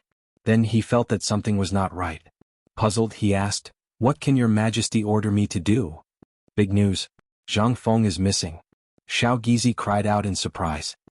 He knew Zhang Feng's position in His Majesty's heart and naturally did not dare to slight him. What? Feng Zi is missing? Qing Yaojin's eyes widened as he grabbed Xiao Gizi's collar in disbelief. What's going on? Duke, let go of this servant first. Xiao Gizi tugged at Qing Yaojin's arm and was a little out of breath. Speak quickly. Qing Yaojin let go of Xiao Gizi with a malevolent expression. Xiao Gizi tugged at his collar and hurriedly said, His Majesty just sent people to find Zhang Feng, but there was no one in White Deer College. He should be missing? Missing? How could he be missing? Qing Yaojin cried out in surprise. Then he seemed to have thought of something and hurriedly said, Then what about my son? He's always with Feng Zi. Now that Feng Zi is missing, what about my son? His son was currently working under Zhang Feng. If Zhang Feng was missing, then what about his son? Would he be missing as well? These were all possibilities, so he had to ask clearly. This. Xiao Gizi was a little guilty. He knew Qing Yaojin's temper. If he said something wrong, he would beat him up. If he said it now, he might end up with a black nose and swollen eyes. What is this? Hurry up and King say it. Qing Yaojin waved his clenched fists impatiently, as if he was going to beat someone up at the slightest sign of something wrong. Duke, please calm down. Xiao Gizi hurriedly fawned over him and smiled charmingly. Duke, your son went missing with Zhang Feng. What? Qing Yaojin widened his eyes in disbelief. In his eyes, his son was the lifeblood of the Qing family. He couldn't go missing and he wasn't allowed to go missing. Now that something had happened to him, he couldn't accept it. You bastard, why didn't you say so earlier? He cursed silently. Then, without waiting for Xiao Gizi's reaction, he turned and walked out of the palace gates. He quickly walked out of the palace gates, jumped onto his horse and galloped towards White Deer College. Behind him were dozens of Qing residence's retainers. At this moment, the situation on Chang and Main Street was slightly better. It wasn't as chaotic as before and the roads were cleared. Qing Yaojin galloped towards White Deer College. There weren't any obstructions on the way. Qing Yaojin arrived at White Deer College in a short period of time. He jumped off his horse and rushed towards the college. Where is everyone? Where did they all die? He started to shout as soon as he reached the field. Who's making such a big fuss? Yu Shernan walked out of the classroom with some dissatisfaction. He looked towards the source of the sound and saw Qing Yaojin. He frowned. What are you shouting for? Chapter 1857. When Qing Yaojin saw Yu Shernan, it was as if he had seen his savior. He was delighted and quickly ran forward. Old man Yu, what did you call me? Yu Shernan frowned and was very dissatisfied. This guy did not know how to respect people when he opened his mouth. He had already despised this guy. Haha, Mr. Bo Sure. Qing Yaojin also quickly noticed that something was wrong with Yu Shernan. He quickly changed his words and said, Mr. Bo Sure, have you seen my son? He had completely thrown Zhang Feng to the back of his mind and was only thinking about his son. Your son? Yu Shernan frowned and said doubtfully, You should go home to find your son. Why did you come to the academy? He had never liked this rude guy. He even called him old man just now. He did not have a good impression of him. Now he was looking for his son and found the academy? How improper. Although he was dissatisfied, he still responded with his mouth. Oh, my son is missing. Qing Yaojin was so anxious that he stamped his feet, but he could do nothing. He knew that the old man in front of him did not even need to salute to his majesty. He could not do anything to him. Go home to find your son. Don't yell in the academy. Otherwise old man will report you. Yu Shernan snorted and turned to leave. He did not want to stay with this illiterate guy for another quarter of an hour. Old man Yu, Qing Yaojin stretched out his right hand and called out unwillingly. However, Yu Shernan did not intend to look back. Looking at the disappearing figure, he glared at him and was somewhat dissatisfied. When he was about to walk to the other classrooms, a figure slowly walked towards him. Ah, there's a chance. Qing Yaojin smiled and was somewhat proud. He crossed his hands and blocked the door of the classroom. Boy, wait. The person suddenly looked up and was somewhat puzzled. You are? Don't ask who I am first. Qing Yaojin waved his hand and put on an intimidating look. Let me ask you, are you from the academy? Why do I feel like I've seen you there before? That's right. My name is Yuan Hong. I was the flag bearer for the previous basketball match. The person replied timidly. He knew that the academy often came to look for the dean. The person in front of him was probably one of them. He couldn't afford to offend him. Perhaps he could use the basketball game to suppress his arrogance. Yuan Hong? Qing Yaojin raised his head and muttered to himself. Then, he looked at Yuan Hong and revealed a malicious expression. Let me ask you, where did your dean go?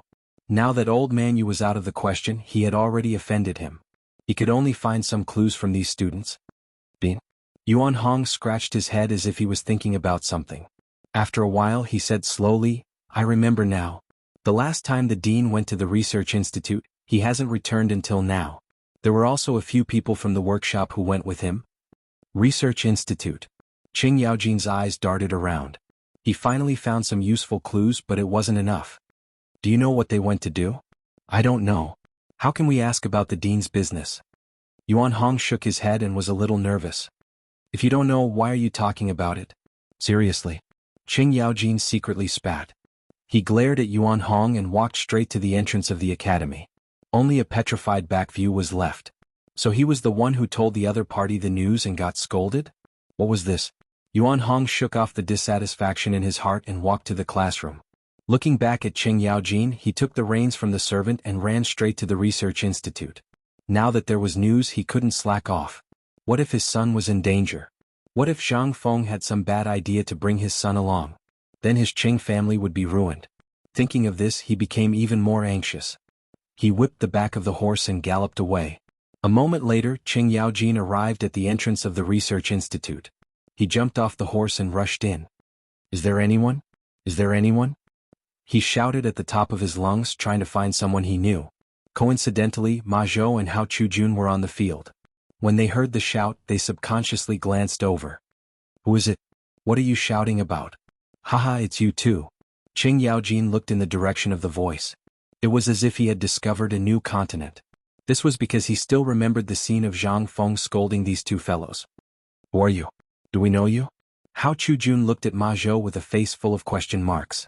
The two of them were waiting here for their teacher. In the end, this person came over. They didn't know him at all, but he was still trying to worm his way into being friends. You don't need to know who I am? Qing Yaojin waved his hand generously as if to say that he didn't care. Then he quickly said, Where did your teacher go? And my son? Teacher? Ma Zhou frowned and glanced at the sky. Teacher had brought Cheng Chumo and the others to the sky and hadn't come down yet. How was he going to tell others? Could it be that teacher had researched the flying artifact and gone to the sky? No one would believe that. Chapter 1858. Looking at Ma Zhou's actions, Qing Yaojin also subconsciously glanced at the sky. He felt that something was wrong, but he couldn't see what it was. He could only urge, Where did Feng Zi go? This? Ma Zhou looked at Hao Chujun, his eyes somewhat evasive. Hao Chujun naturally understood. He looked at Qing Yaojin and smiled. My teacher has something to do and will not be back for a while. This was just him making things up. In fact, even he himself didn't know when his teacher would come back. Qing Yaojin naturally saw the two's little actions. He was very suspicious that the disappearance of Feng Zi and his son was definitely related to these two guys. Then what about my son, Qing Tinio? Or your son? He also went with my master. Hao Chujun lied without blushing. Went out together? Qing Yaojin was somewhat doubtful. His son would discuss everything with him. This time he actually dared to hide it from him. This was impossible. He looked at the two of them unwillingly, trying to find some clues. At this time, the iron wire under their feet and the brazier attracted his attention. "What is this?" Qing Yaojin pointed at the iron wire on the ground and asked. This is something we got to play with." Hao Chujun laughed and was about to pick up the thing on the ground. This thing belonged to his teacher, he couldn't let this guy ruin it. "Let me see." Qing Yaojin snatched the iron wire from Hao Chujun's hand. He had a feeling that Feng Zi's disappearance was related to this guy in front of him. Moreover, these two guys were protecting the iron wire. Maybe there was some conspiracy. "I can see that you two are not honest. Were you lying to me just now? Tell me. Why would we lie to you?" Hao Chujun smiled. "You are Brother Tinyu's father, which means you are our father." After saying that, he gave Ma Zhou a look, wanting him to say something good. Ma Zhou understood and quickly stepped forward. He smiled and said, "Yes, you are Tinyo's father. Why would we lie to you?" As he spoke, he reached out to grab the iron wire in Qing Yaojin's hand, trying to take it back. However, this guy was too strong and couldn't move it at all, so he could only give up. "Stop trying to bewitch Lao Tzu. Lao Tzu won't fall for it." Qing Yaojin glared at the two of them and waved the wire in his hand. "Lao Tzu thinks that the disappearance of Feng Zi and my son is related to the two of you. If you don't tell me, Lao Tzu will punish you right now." "We really don't know." Ma Zhou pulled a long face and said in a pleading tone. "You just said that Feng Zi went on a long trip and now you say that you don't know. There is indeed a problem." Qing Yaojin sneered. After saying that, he put down the iron wire in his hand and rolled up his sleeves. It seemed that he was about to go all out. "What are you doing? You can't mess around." Ma Zhou's expression changed and he stepped back. "This is the Research Institute. You can't behave atrociously here." "Yes, this is the Research Institute. You can't mess around." Hao Chujun was also a little scared and stepped back. "Can't mess around?" Qing Yaojin sneered and said indifferently, "Lao Tzu doesn't care about you." After saying that, he strode forward, grabbed Ma Zhou's arm and threw him over his shoulder. Ma Zhou was a scholar. How could he withstand Qing Yaojin's torment? He immediately fell to the ground and wailed. Seeing this, Hao Chujun's face changed. He was about to run away when Qing Yaojin used total annihilation. Hao Chujun fell forward and fell on his face like a dog eating mud. Lao Tzu could beat 10 of you back then." Qing Yaojin glanced at the two people on the ground with disdain. After saying that, he pulled Ma Zhou's left leg with his left hand and Hao Chujun's right leg with his right hand. He pulled the two people together, then picked up the iron wire on the ground and tied their left and right legs together. "Okay, are you willing to talk now?" Qing Yaojin sat on the ground and looked at the two people in front of him who were somewhat aggrieved. He smiled. "Brother, please let us go. We really don't know anything." Hao Chujun wiped the dirt from the corner of his mouth and begged. "Shut up." Qing Yaojin roared. Just now, he was trying to talk nicely to these two guys. In the end, these two guys refused to listen to him. Now that they had been defeated, they were still so stubborn. Did they not know the feeling of losing a son? They really had a heart of stone. "You two dogs. Now that my son is missing, of course you are not worried. But I am. I don't care if you are Feng Zi's disciples or not. If you don't talk, Lao Tzu will throw you under the tree for 3 days and 3 nights. I guarantee that you will become dry corpses." After saying that, he glanced at the locust tree on the side of the field and said with a fierce look, "How about it? Are you going to talk or not?" "This?" Ma Zhou trembled and looked at Qing Yaojin. He didn't know what to say. He was very afraid that this guy in front of him would really hang him under the tree. How could he establish a foothold in the institute in the future? However, he was afraid that if he said it, his teacher would be unhappy and expel him from the institute. Chapter 1859. What are you talking about? You mother f***er, are you a scholar again? Qing Yaojin glared and slapped Ma Zhou's face. As he slapped him, he said unhappily, "Lao Tzu asked you to stay here. Hurry up and say it." "Stop hitting me. I'll say it." Hao Chujun looked at Ma Zhou, who was being abused. He couldn't bear it because he wasn't sure if he would be the next one. It was better to say it earlier. However, he couldn't say everything. He decided to leave out half of it. "You want to say it?" Qing Yaojin glanced at Hao Chujun and was delighted. Then he looked at Ma Zhou and put down his half-swollen face. "See, you should have said it earlier. You just like to be abused." After he said that, he looked at Hao Chujun and smiled. "Hurry up and say it. Lao Tzu doesn't wait for anyone." Hao Chujun glanced at Ma Zhou, who wanted to cry but had no tears. He seemed to have made up his mind and said, "We only know that our teacher has been researching something that can fly into the sky. These few days, Tainyo and the others have been helping our teacher. Then he disappeared. We don't know what happened to him. We don't dare to ask about our teacher. After he said that, he glanced at Ma Zhou as if to say, "Look, what did I say?" Ma Zhou gave him a look of disdain. Something that can fly into the sky? Qing Yaojin raised his head and glanced at the sky. He was a little confused. What could fly into the sky? Was this King dream? He didn't believe it. He turned and stared at Hao Chujun. Are you King lying to Lao Tzu? What can fly into the sky? Unless it's that jinx. How would we dare to lie to you? Look, Ma Zhou has been beaten up to this state. I wouldn't dare to lie to you even if I had 8 guts. Hao Chujun looked troubled. He said it as if he was more wrong than Ma Zhou. Qing Yaojin nodded. He also believed that this guy wouldn't dare to lie to him. However, this was a little unbelievable. Something that could fly into the sky? What kind of King genius could do this? However, the jinx in the sky was also something that could fly into the sky. It was hard to say. Jinx. Could the thing that Feng Zi created be related to the thing in the sky? If this was true, then it would be terrible. Right now, the entire country thought that it was the vengeful spirit of the Black Marital School. If Feng Zi and Tainyo were up there, would they be in any danger? Thinking of this, he was a little uneasy. He turned around and walked towards the entrance of the research institute. He had to go back and report to Her Majesty about such an important matter. Don't go. Untie us. Wait. Hao Chujun and Ma Zhou's screams came from behind him, but it did not affect his determination to return to the palace. Qing Yaojin quickly walked out of the research institute, jumped onto the back of a horse and galloped in the direction of the palace. Now that his son was in danger, all the more he couldn't slack off. If the two of them fell from the sky, then the Qing family's bloodline would end. With that thought in mind, he whipped his horse and arrived at the palace in no time. Within the imperial study, Li Shimin was sitting on the dragon throne, thinking about what to do next. Now that the commoners had been pacified, the punishment had already been announced, and it would probably cause another storm. What should he do then? This was giving him a headache.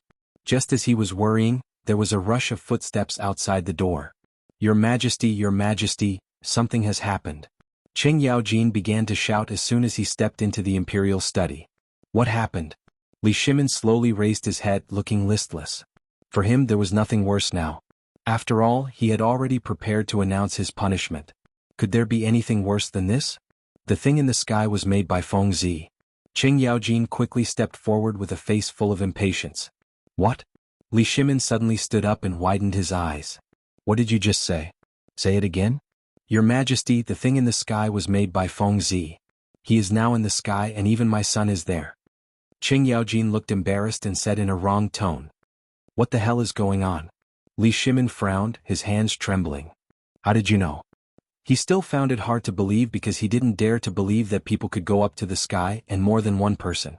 He also didn't know why Feng Zi made this thing.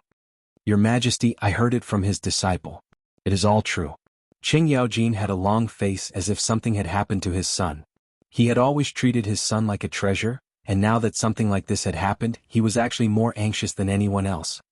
How could this be? What does Feng Zi want to do?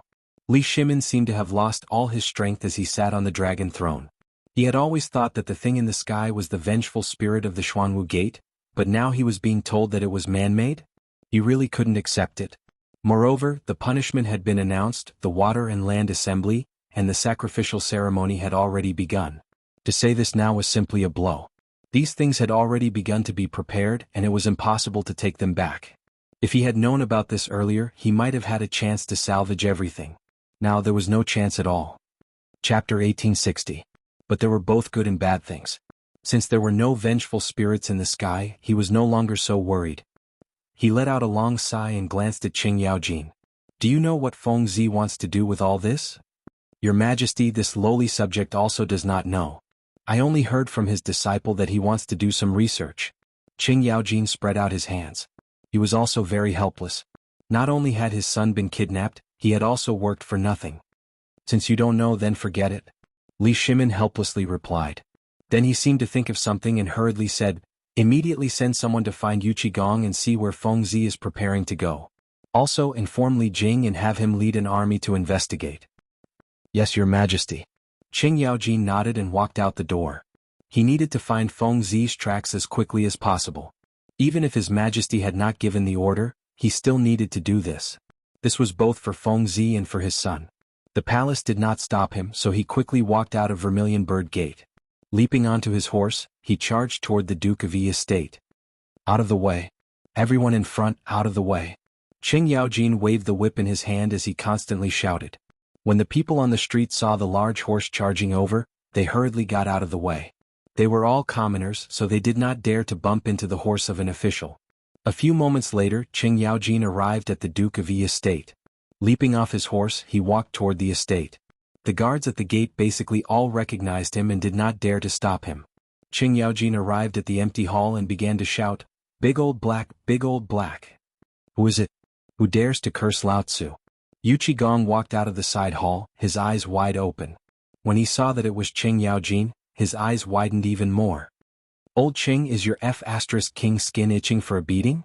Instead of staying at home, you've come to my place to make a fuss. Are you seeking death? Big old black, I don't have time to joke with you." Qing Yaojin hurriedly stepped forward and said with a serious face, "The thing in the sky was made by Feng Zi.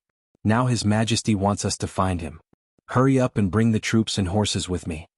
With that, he grabbed Yu Qigong and was about to pull him out of the door. "Wait a moment." Yu Qigong shook off Qing Yaojin and asked in surprise, "What did you just say? That thing in the sky was made by Feng Zi? Are you F***king still asleep?" He found it hard to believe that humans could ascend to the heavens. Wasn't he just bragging? Moreover, this old man often made all kinds of jokes with him. 9 out of 10 of his words could not be trusted. "Lao Tzu didn't lie to you." Qing Yaojin pulled a long face and said with a serious face, "Big old black, Lao Tzu knows that you don't want to believe it, but this is the truth. His Majesty has already ordered us to find Feng Zi with Li Jing." Yu Qigong looked at Qing Yaojin's expression. It didn't seem to be fake, but he still had doubts in his heart. Humans ascended to the heavens? This was a little too unbelievable. "If you want Lao Tzu to go with you, then swear an oath first." He put his hands on his hips and smiled maliciously. This old man was used to lying. If he was willing to swear, then it was true. "You bastard."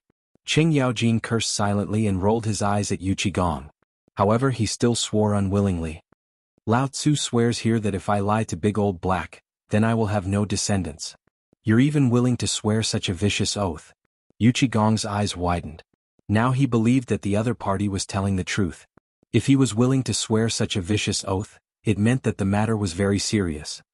"Okay, Lao Tzu will go with you." Then he pulled Qing Yaojin out of the door.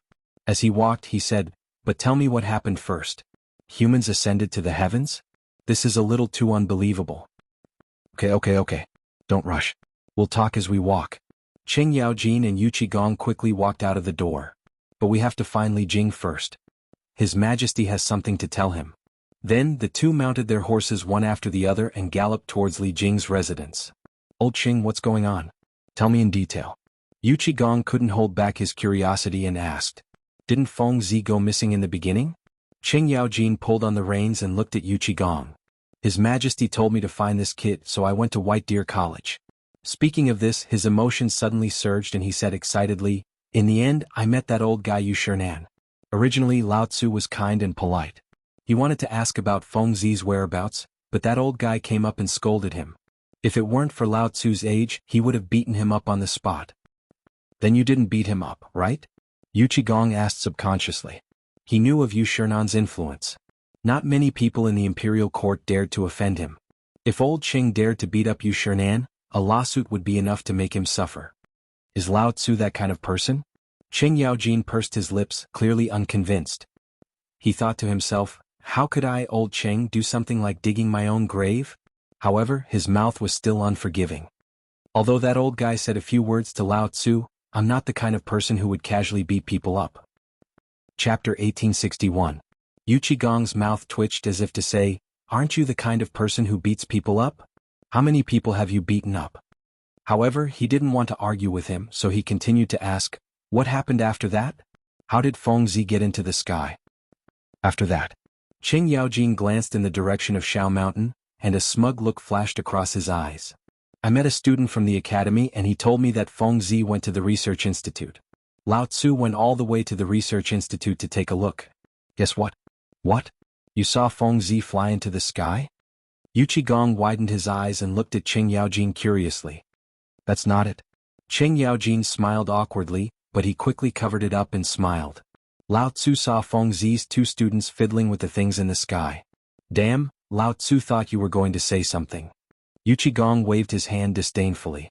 He thought there would be some good news, but this guy was talking nonsense. Why are you in such a hurry?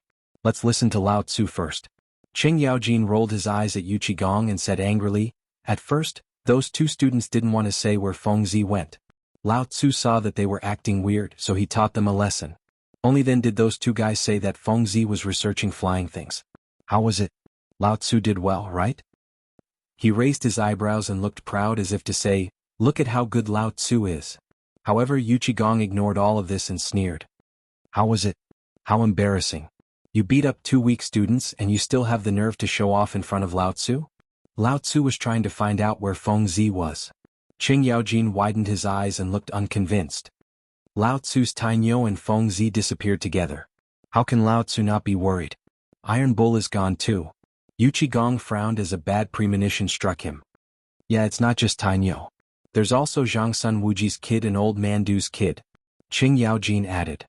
So many people have disappeared? Gong muttered to himself. He didn't expect so many people to disappear. It seemed like things weren't as simple as they seemed. With that, he whipped his horse and galloped forward. A hurried voice came from the original spot, Old Ching, run faster. Wait for me, Big Blackie. Yaojin urged the horse's belly and hurriedly followed. The 2 of them dashed through the streets and soon arrived at Li Jing's residence. Gong dismounted from his horse and rushed straight into the mansion. Behind him, he could hear Yaojin's shouts.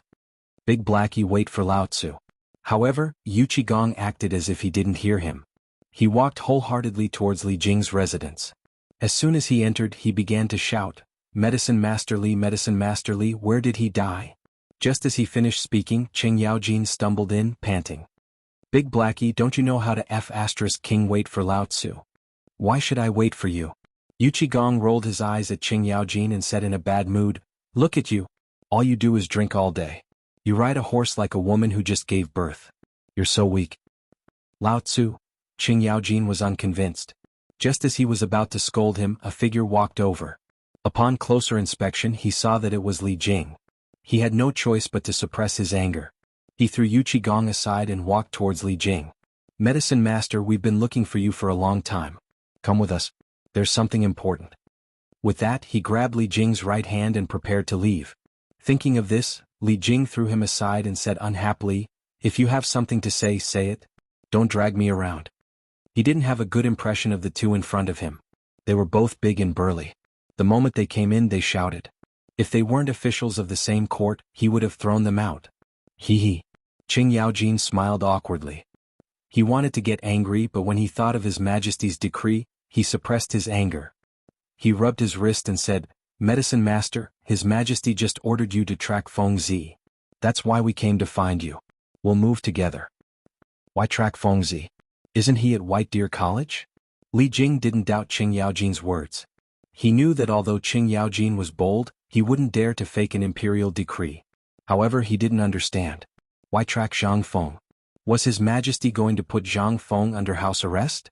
Was that why he wanted him to track him? You still don't know, right? Feng Zi is missing.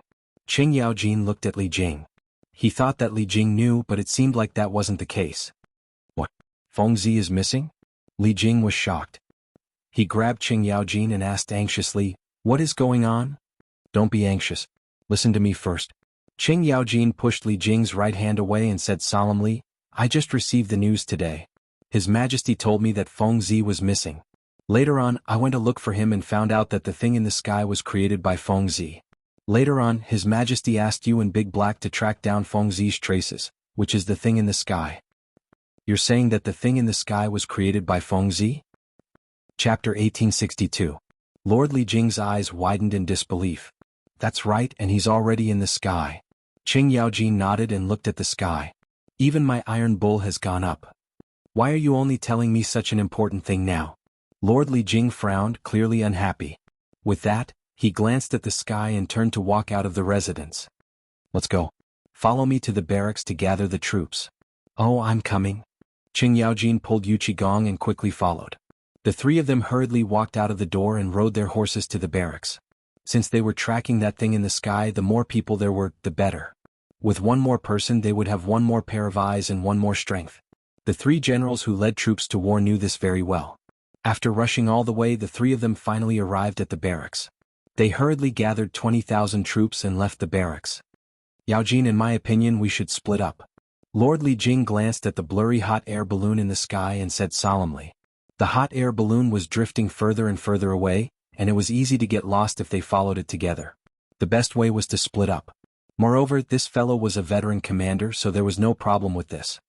Alright, I'll go with Big Black. You go alone. Is that okay? Qing Yaojin nodded and immediately agreed with Lord Li Jing's opinion. As a veteran commander, he naturally had such strategic foresight. Alright, then I'll go first. Lord Li Jing nodded and then looked at the soldiers behind him. He shouted, 10,000 men come with me. As soon as he finished speaking, he waved his horsewhip and rushed forward. The soldiers behind him followed closely behind, raising a cloud of dust. Looking at the gradually disappearing figures, Yu Qigong looked at Qing Yaojin and said solemnly, Old Qing, let's go too. Alright, let's go. Qing Yaojin nodded. With that, he pulled the horse's head and shouted, Everyone follow me. The soldiers immediately opened up a path in the middle. Qing Yaojin whipped his horse and galloped off. Yu Qigong followed closely behind. Seeing that the two commanders had already set off, the soldiers followed behind. Although the hot air balloon had drifted far away, its speed was not very fast. Occasionally one could still see the shadow of the hot air balloon.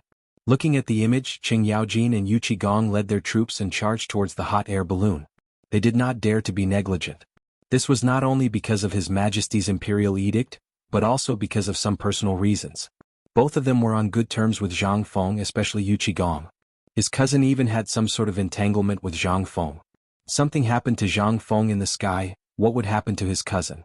On the other hand, Qing Yaojin was just as worried as Yu Qigong. This was because his son was currently in the sky with Zhang Feng. If his son was in any danger, what would happen to the Qing family? Wouldn't that be the end of their line? Thinking of this, he felt as if a needle had pierced his heart. It was an abnormal feeling. Everyone speed up. Qing Yaojin glanced back and shouted. With that, he waved his horse whip and sped up. Old Qing, wait for me. Yu Qigong was not to be outdone. He waved his horse whip and followed. He naturally knew that old Qing was worried about his son, so he did not dissuade him. Instead, he directly followed. The two of them hurried on without stopping. Dust rose behind them, and the sound of the soldiers' footsteps could be heard behind them. After running for an unknown period of time, they finally saw the shadow of the hot air balloon. Whoosh! Yu Qigong reined in his horse and glanced at the hot air balloon in the sky. Then he looked at the guard beside him and said, Bring me the map. Big Black, why aren't you continuing to chase? Qing Yaojin also stopped and looked at Yu Qigong beside him. He was a little puzzled. After all, they had just seen a shadow and it was still far away. Why was this guy still stopping here? Wait a minute. We've been running for so long. Even if the people aren't tired, the horses still need to rest. Yu Qigong looked at Qing Yaojin with a serious expression. After that, he did not wait for the other party to reply. He took the map from the guard and looked at it seriously. A moment later, he frowned and handed the map in his hand to Qing Yaojin. Old Qing, look. We've left Chang'an. Left Chang'an? Qing Yaojin took the map with a puzzled expression and glanced at it roughly. As expected, it's just that Fengzi is still floating ahead. Look in the direction Fengzi is floating in. That's it? Yu Qigong pointed in the direction of the hot air balloon with a solemn expression. Qing Yaojin looked in the direction Yu Qigong was pointing in. At first he did not notice it. After looking for a while, he suddenly felt that something was wrong and exclaimed, That's the direction of Xingzhou? That's right. I looked at the map just now. Fengzi is going in the direction of Xingzhou. Yu Qigong took a deep breath and furrowed his brows as if he was worried about something. If it's really in the direction of Xingzhou, then we're in trouble. There are 200,000 Xiongnu soldiers stationed there. Qing Yaojin looked ahead and widened his eyes. He had been to Xingzhou with Big Black before. Not only was it barren, but there were also Xiongnu soldiers stationed there. If Fengzi and Tainyo went there, it would be very dangerous. Chapter 1863. Thinking of this, he couldn't wait any longer. He said impatiently, We can't rest anymore. We have to go to Xingzhou immediately and save them. With that, he prepared to whip his horse and gallop in the direction of Xingzhou. Unexpectedly, Yu Qigong pulled him back. Big Old Black, what the hell are you doing? Lao Tzu is going to save Tainyo. Qing Yaojin turned to look at Yu Qigong, the veins on his forehead bulging. This matter must be reported to His Majesty. After all, His Majesty has given a decree before. Yuqigong didn't get angry. Instead, he spoke unhurriedly because he knew how old Qing felt. His son was missing. Now that he had finally received some news, how could he not be anxious? However, he couldn't be impulsive at this time. Qing Yaojin panted heavily, trying to suppress the anger in his heart. However, on second thought, Big Old Black was right. This was His Majesty's decree. Now that he had received the news, he had to report it. After a pause, he said, "All right then. Quickly send someone back to the palace to report to His Majesty. Don't waste Lao Tzu's time." Yuqigong nodded. He glanced at the guard leading the horse and said, "Letian, give me the reins. Then pick a horse from behind. Take my token and enter the palace to meet His Majesty. Tell His Majesty everything that has happened here without leaving out a single word." After he finished speaking, he took out a military order from his waist and tossed it to Lutian. This military order was a symbol of status. As long as one had this military order, they could enter the palace at will and would not be stopped. It was the most suitable thing for a messenger. "Yes, General." Lutian cupped his hands and handed the reins to Yuqigong. Then he turned and walked away. Seeing that everything had been settled, Qing Yaojin hurriedly said, "Can we go now?" He was already very anxious. He knew that if he went a moment later, his son would be in more danger. He didn't dare to take such a risk. "Let's go." Yuqigong nodded. He waved the horsewhip in his hand and galloped forward. Qing Yaojin also hurriedly followed, galloping in the mountain road. At the side, Letian also obtained a horse. He immediately turned it around and galloped in the direction of Chang. He was only a guard, so he did not know much about these matters. However, he could tell the severity of the situation from the general's expression. Therefore, he did not dare to be negligent. With a wave of his whip, he left in a cloud of dust. In less than a moment, he arrived at Chang'an City. As soon as he entered the city, waves of wailing could be heard incessantly. It was as ear-piercing as the screams of vengeful spirits in hell. Soon, the tragic scenes of Chang'an City appeared in front of his eyes. People covered in blood were sitting everywhere on the streets.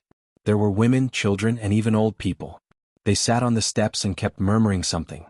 When he got closer to listen, he found that they were all about vengeful spirits, evil spirits, and so on. There were also many soldiers patrolling the streets. They carried stretchers and carried the injured to the side. The doctors saw this and immediately went forward to treat them. Although Lutian sympathized with all this, he knew that he had a more important mission. He chose to turn a blind eye to it and ran toward the city gate. The gate of Chang'an City was not very far away. Lutian arrived in a few breaths. However, at this time the gate of Chang'an City was closed. The gate was full of guards, each of them holding a spear and looking serious. "Guards of Chang'an, open the gate immediately.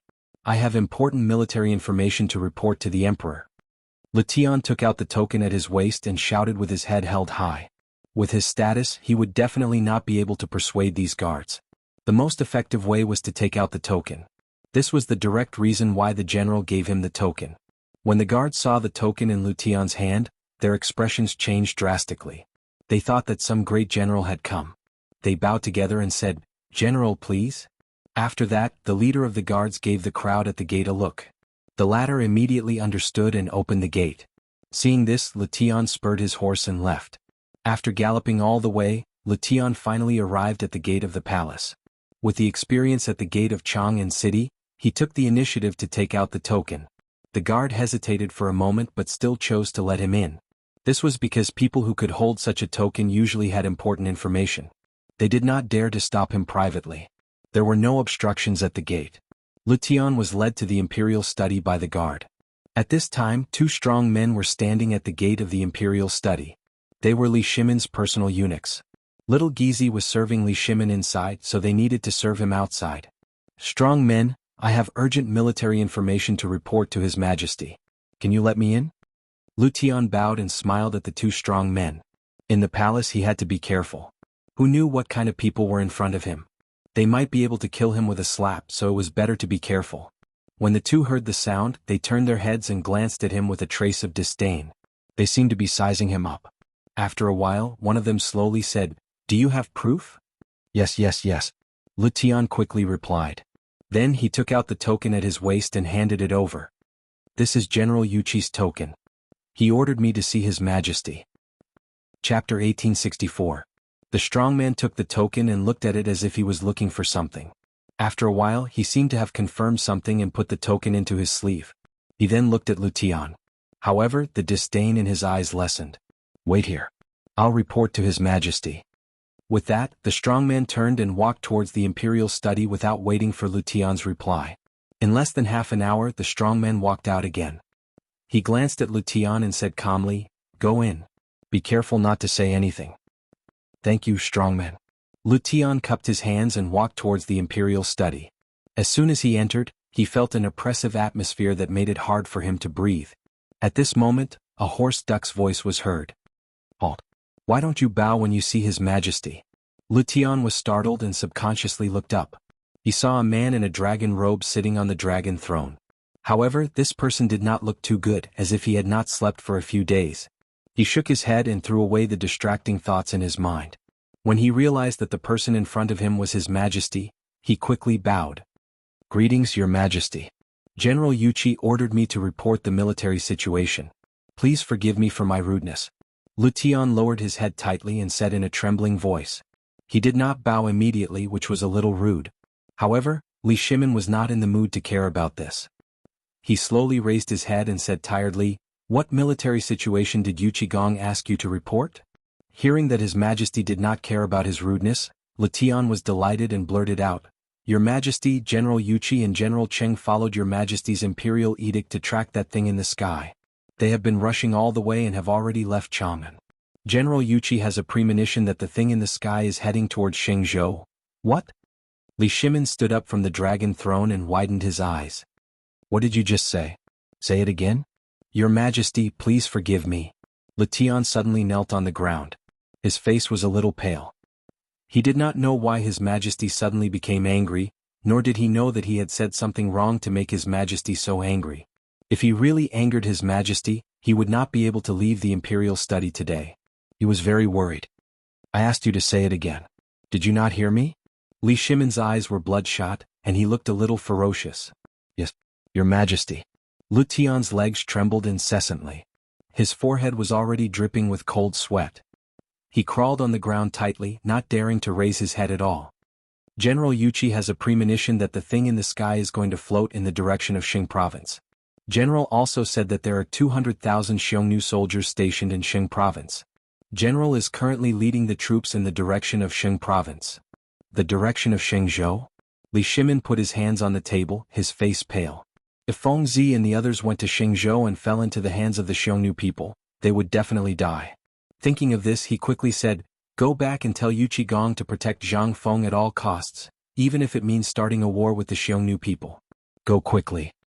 After saying that, he covered his chest with his hand as if something was blocking his throat. Cough cough. "Your Majesty, Your Majesty."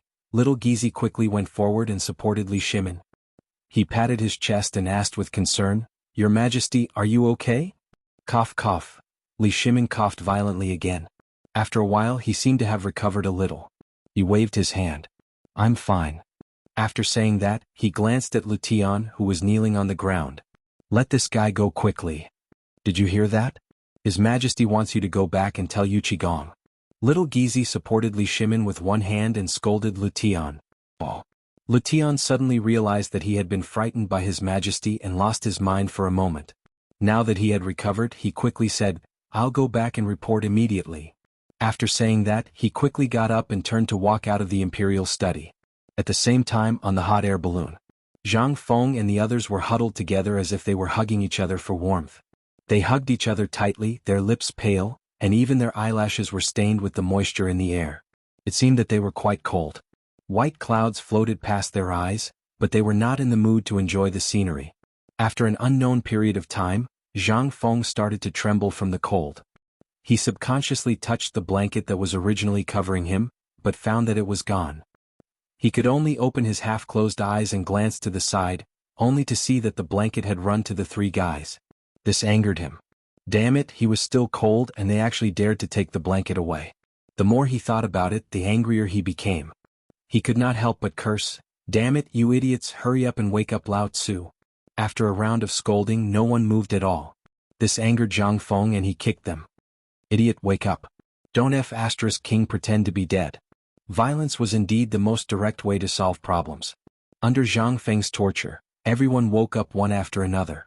The first to wake up was Cheng Chumo. He rubbed his sleepy eyes and was somewhat puzzled. Fengzi, I dreamed that someone kicked me. What do you think is going on? Chapter 1865.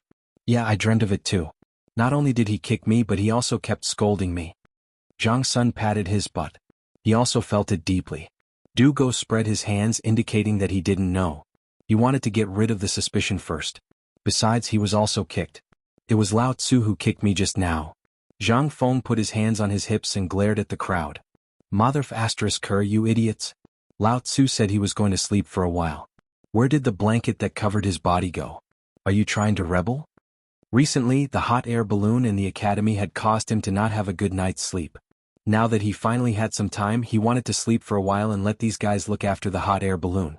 They readily agreed, so he didn't care. However, when he woke up, not only were these guys lying beside him, he didn't even know where the hot air balloon had drifted to. How could he not be angry? These fellows were simply incapable of accomplishing anything but good at spoiling things. Blanket. Du Go subconsciously looked at the blanket on his body and scratched his head awkwardly. Fengzi, we saw that you were too hot just now, so we borrowed it to cover you. Don't be angry. Borrowed? Zhang Feng opened his mouth wide in disbelief. He instantly had a new understanding of these guys. He fell asleep and took his things. This was called borrowing. Hearing these words, he was instantly furious. He pointed at the three's noses and scolded, Are you mother f*** curs shameless? Is this called borrowing? This is called stealing. Lao Tzu was sleeping well, but you took away Lao Tzu's blanket. Now you're in the right. Do you believe that Lao Tzu will immediately deflate the hot air balloon?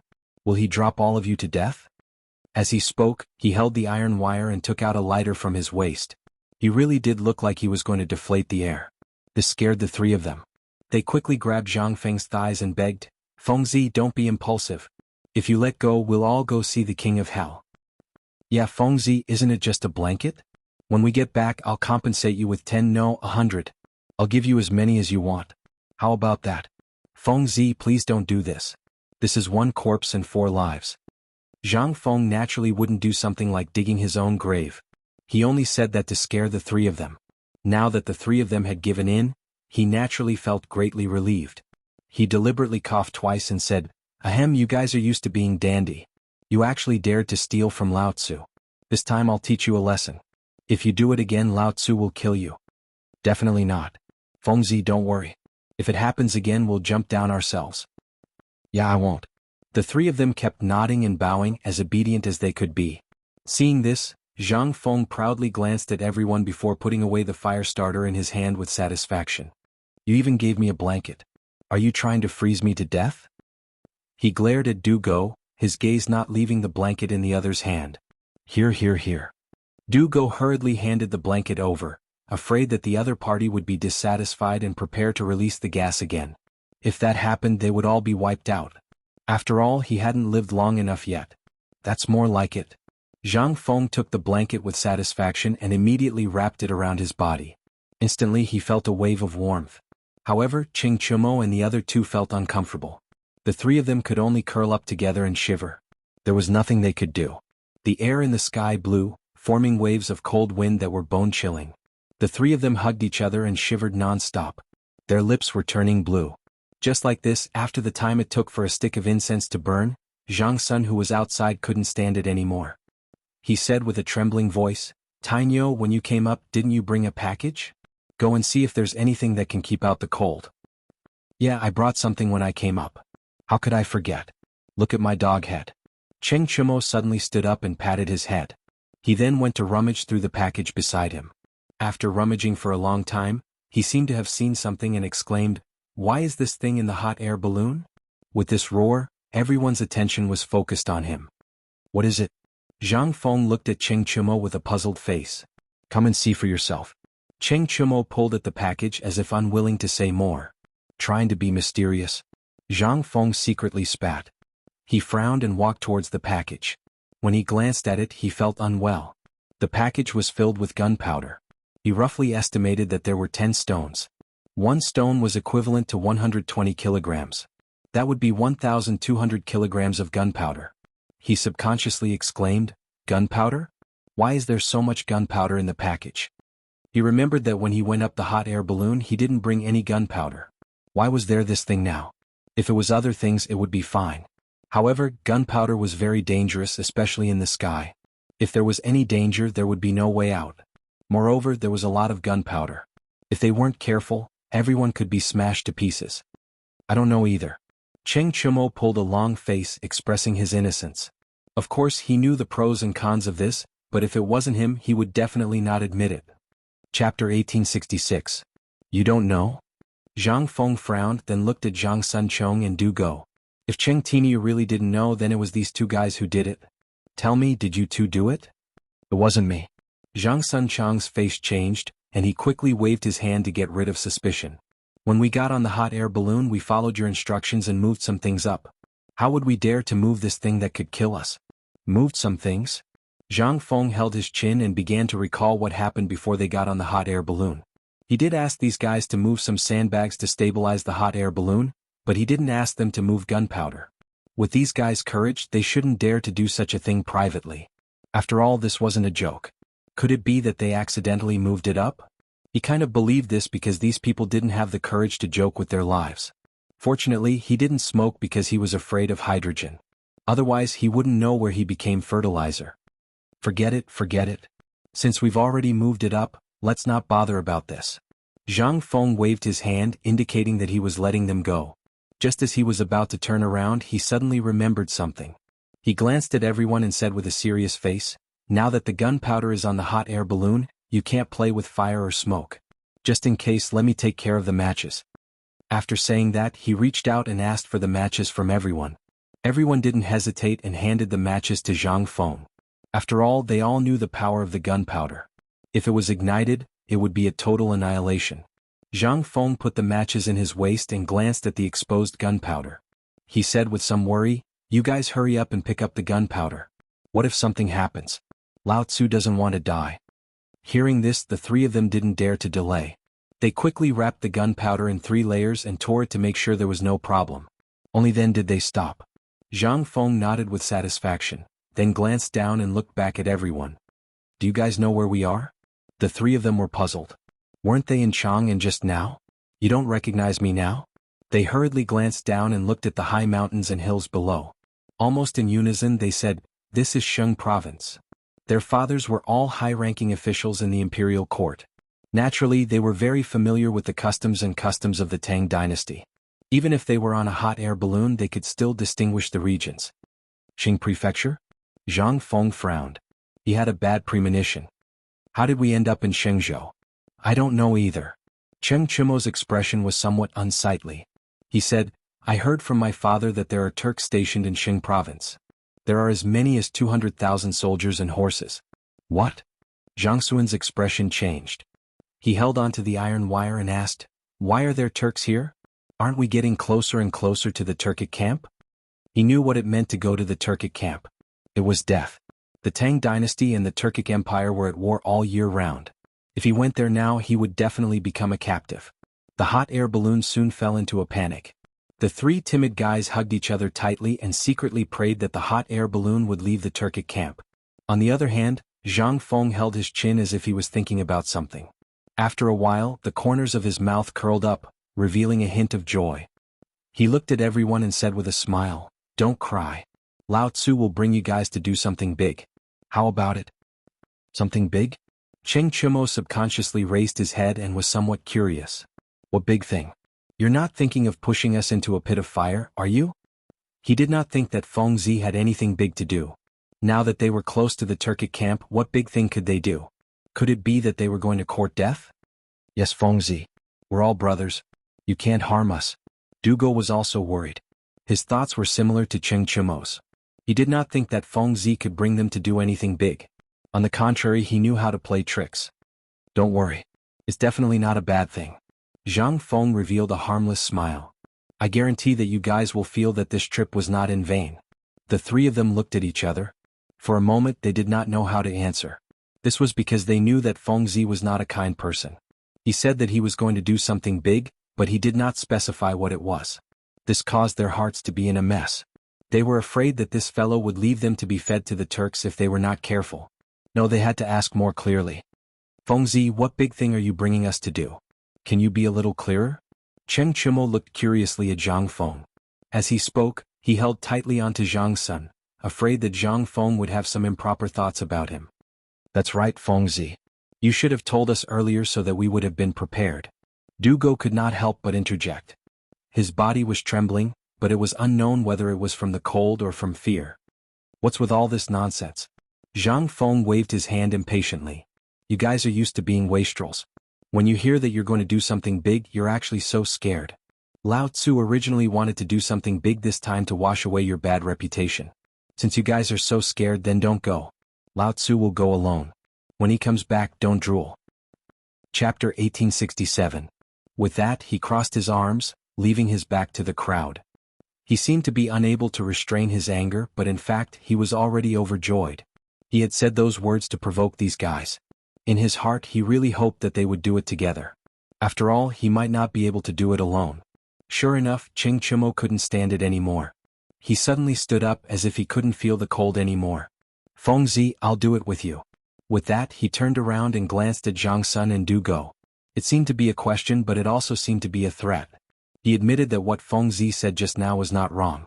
He had always been regarded as a dandy, and he had never done anything that would make his family proud. Now that Fengzi said that he was going to do something big, and it didn't seem like he was lying, then he would do it. However, just in case, he had to drag these two guys along. The two of them were startled and hesitated. They looked at each other for a while, then seemed to have made a decision in their hearts. They stood up and said, Fengzi will do it too. Hearing that everyone agreed, Zhang Feng slowly turned around and said with a smile, That's right. I guarantee that you won't make this trip in vain. With that, he narrowed his eyes and looked straight at the crowded heads and tents in the valley in the distance.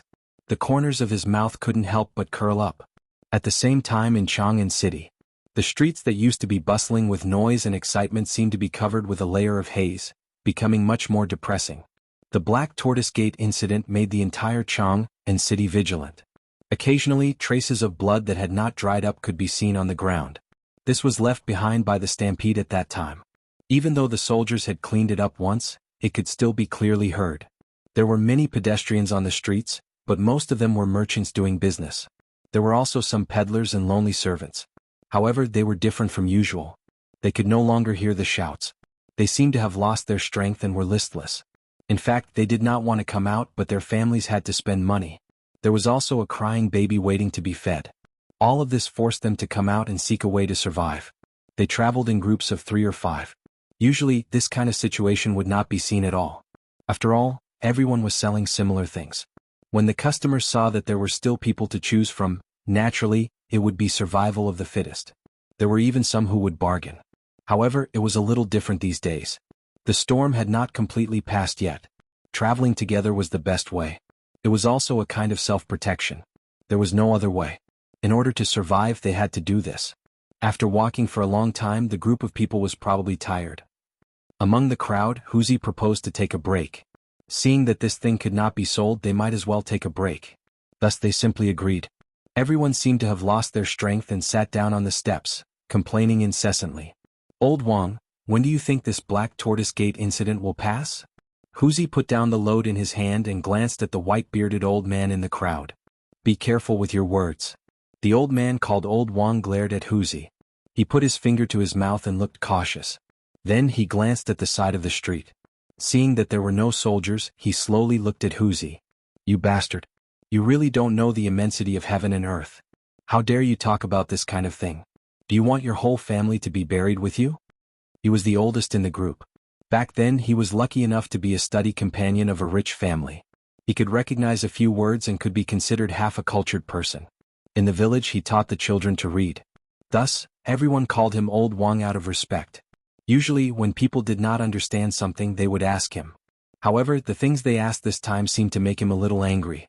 Huzi seemed to have noticed Old Wang's anger, but he did not dare to talk back.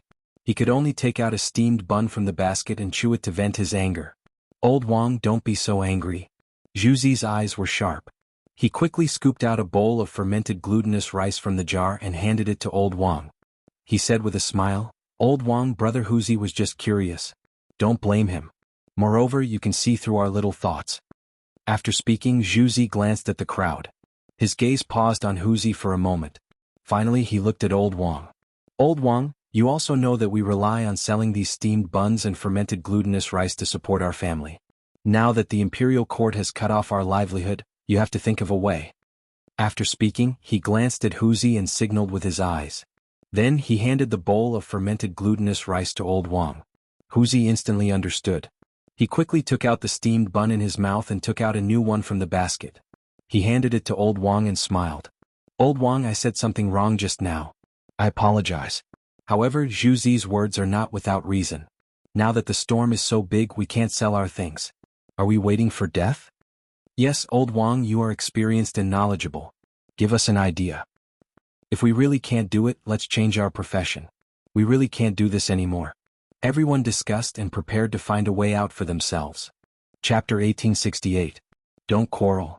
Old Mr. Wang glanced at the crowd and gradually quieted down. Then he slowly said, I know what you are talking about, but we can't solve it in a hurry. As long as the crisis in the imperial court is not over, we will not have a good time.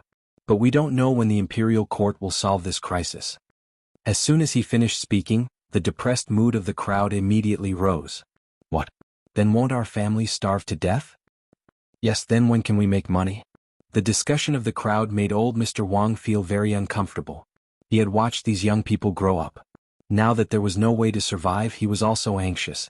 But it was useless to be anxious. All of this was Li Erlang's sin and he needed to solve it. At this time he was very disappointed with Li Erlang. Why did the ghosts of the Xuanwu Gate involve the people? Wasn't this King harming people? If the emperor hadn't done that absurd thing, there might not be today's disaster. But then again, if he hadn't done that, Li Erlang wouldn't have been able to ascend the throne. He squinted his eyes and looked in the direction of the imperial palace, but there was nowhere to vent his anger. This group of brats in front of him could talk about it, but he was an elder. How could he comment on this with them? Just as he was looking up, a group of soldiers came out of the city gate of Chang, and there were 3 strong men among them. This posture instantly attracted his attention, because he had seen before that strongmen would come as long as there was a decree from the palace. Last time, when Li Erlang announced a general amnesty, the situation was similar to this. However, the posture this time seemed to be bigger than before. There were 3 strongmen, and even half of the guards of Chang and city came out. There were also some generals in armor. Yes. Was Li Erlang going to do something? Or was he going to give a general amnesty again? He didn't care so much and quickly patted the chatting crowd. Boys, the imperial decree came. Let's go and have a look with the old man. After that, he slowly stood up with his hands on the ground and walked to the city gate. Everyone was still talking about a way out when they were interrupted by Old Man Wang. They were a little puzzled. When they turned around, they found that the old man had already disappeared. They hurriedly carried their burdens and chased after him. On the other side, the gate of Chang and city was slowly opened. Su Lian led 2 groups of people out of the city, followed by 2 groups of imperial guards. In the middle stood 3 strong men. The one in the middle was holding something that looked like an imperial edict. However, upon closer inspection, it was very different from an imperial edict. His face was serious, as if the thing in his hand was extremely precious. The group quickly arrived at the place where the notice was posted at the city gate. Si Lian waved his hand, and the guards immediately formed a circle and isolated the area within a radius of 20 meters, leaving only the notice wall in the middle. At this moment, Old Wang led Hu Zi and the others to the periphery. However, they were not the only ones. There were many merchants who also noticed this phenomenon. They put down their business and rushed over. They stretched their heads and looked at the guards curiously. Elder, what do you think they are doing? A kid came out and pointed at the guard. This? Old Wang frowned and stroked his white beard. It should be an imperial edict from the palace. This was just his guess. As for the specifics, he would have to see it. Everyone looked up and scrambled to look at the guard. They were very impatient. Everyone wanted to watch a show and no one was an exception. Looking at the anxious crowd, Su Lian took half a step forward and bowed to the strongman behind him. Strongman, can we post it now? The strongman in the middle did not answer. Instead, he glanced at the 2 people beside him and nodded slightly. Then, he handed the thing in his hand to Su Lian and said in a sharp voice, "Be careful." Su Lian took it and handed it to Sang Feng. Sang Feng, post the edict on the notice wall and send 2 soldiers to guard it. Yes, General. Sang Feng took the edict and picked 2 soldiers at random. Then he walked directly to the notice wall. The notice wall was where the government usually issued announcements. All the edicts would be posted here for the people to read. After posting the edict, Su Lian waved his hand and ordered the soldiers to withdraw. The guards immediately rushed back into the city and closed the city gates. Seeing that the soldiers had left, everyone rushed forward, wanting to see what the decree was about. Old Wang also slowly squeezed his way forward with the help of Huzi. Someone in the crowd shouted, "Crimes have been decreed." Instantly it caused an uproar. The entire scene was like a stone thrown into a calm lake, causing an uproar. What? Crimes have been decreed? How could His Majesty decree crimes? That's right. Someone like His Majesty has always thought that his merits surpass the 3 sovereigns and his power surpasses the 5 emperors. How could he decree crimes? He must have seen wrongly. Many people did not even believe that Li Shimin would decree crimes. This was because in everyone's impression, Li Shimin was a murderer who killed his brothers. He had long lost his humanity. How could such a person decree crimes? Chapter 1869. They widened their eyes and craned their necks to see what was going on. Even the merchants behind them tried their best to squeeze forward when they heard the news. For a moment, the notice wall was overcrowded, and there was a stampede. Stop. Don't make a fuss. The guards guarding the edict shouted. They were afraid of the stampede, so they had to stop it. After the shout, the crowd quieted down a little, but the noise was still incessant. They pushed each other, trying to get closer. With the help of Huzi, Mr. Wang finally found a position close to the front. He glanced at the notice wall, and his eyes suddenly widened. Was it really an edict? How could it be an edict? When he heard the words just now, he didn't believe it. But now he saw that it was true. An edict was made by an emperor who reflected on his own mistakes. How could Li Erlang make such an edict? Was he reflecting on his own mistakes? No, impossible. How could a bastard like him, who killed his brother, issue an edict? The tragedy in Chang and city was caused by Li Erlang. How could a person like him issue an edict? Mr. Wang instantly felt that his worldview had been turned upside down. Of course, he was not the only one. Anyone who knew what an edict meant felt that they had been hit. They widened their eyes, unwilling to believe that Li Erlang wrote the edict. Because in their eyes, Li Erlang was already an emperor who brought disaster to the country. Without him, how could there be such a tragedy in Chang'an City? Without him, how could their relatives and friends be disabled and die? Without him, how could the ghosts of the Xuanwu Gate come back to take their lives? However, the truth was right in front of them. The edict was right in front of them. Could it be fake? They didn't dare to think about it, so they could only continue to read with a surprised expression. Since the Xuanwu Gate, I have been unable to sleep at night. I know that I am not virtuous. However, I am guilty, but I can't blame 10,000 people. Mr. Wang couldn't help but tremble when he read this. He didn't expect that Li Erlang would dare to talk about the Xuanwu Gate so openly. Didn't he know that the ghosts in the sky were watching? Or, since he had issued an edict, he was not afraid of these. However, in the second half of the sentence, Li Erlang was talking about his own sins. Was Li Erlang really going to repent? Getting rid of the thought in his mind, Old Man Wang continued reading. If I cannot protect my children and grandchildren, Li mean they will perish. The prosperity of a nation depends on one person. The glory of a nation depends on one person's celebration. If the year is plentiful and the world is at peace, I will remove the calamity from my body and save all nations.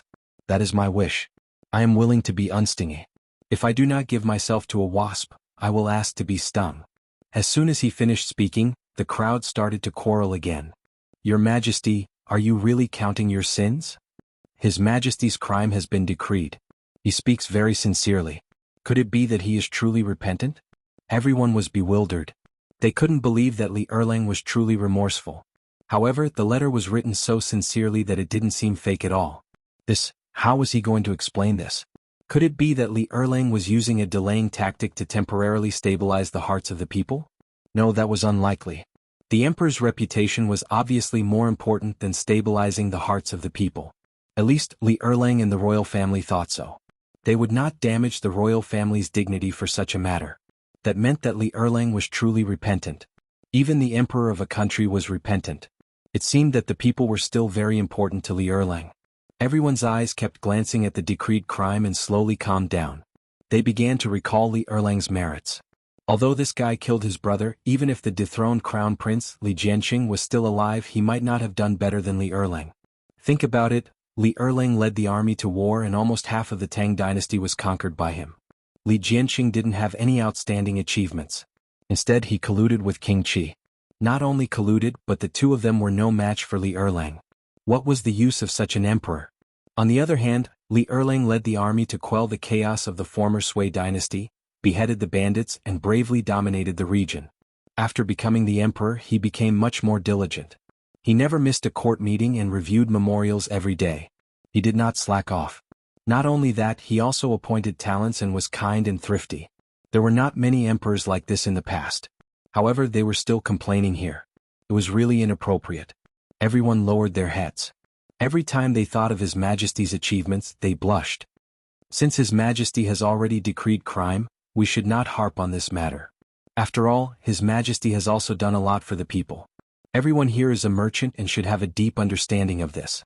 A merchant stood up. He spoke with emotion. In the past, the Sui dynasty was in constant war and business was not good. Now that His Majesty was on the throne, although there was no war, it had reduced a lot. His life was gradually getting better.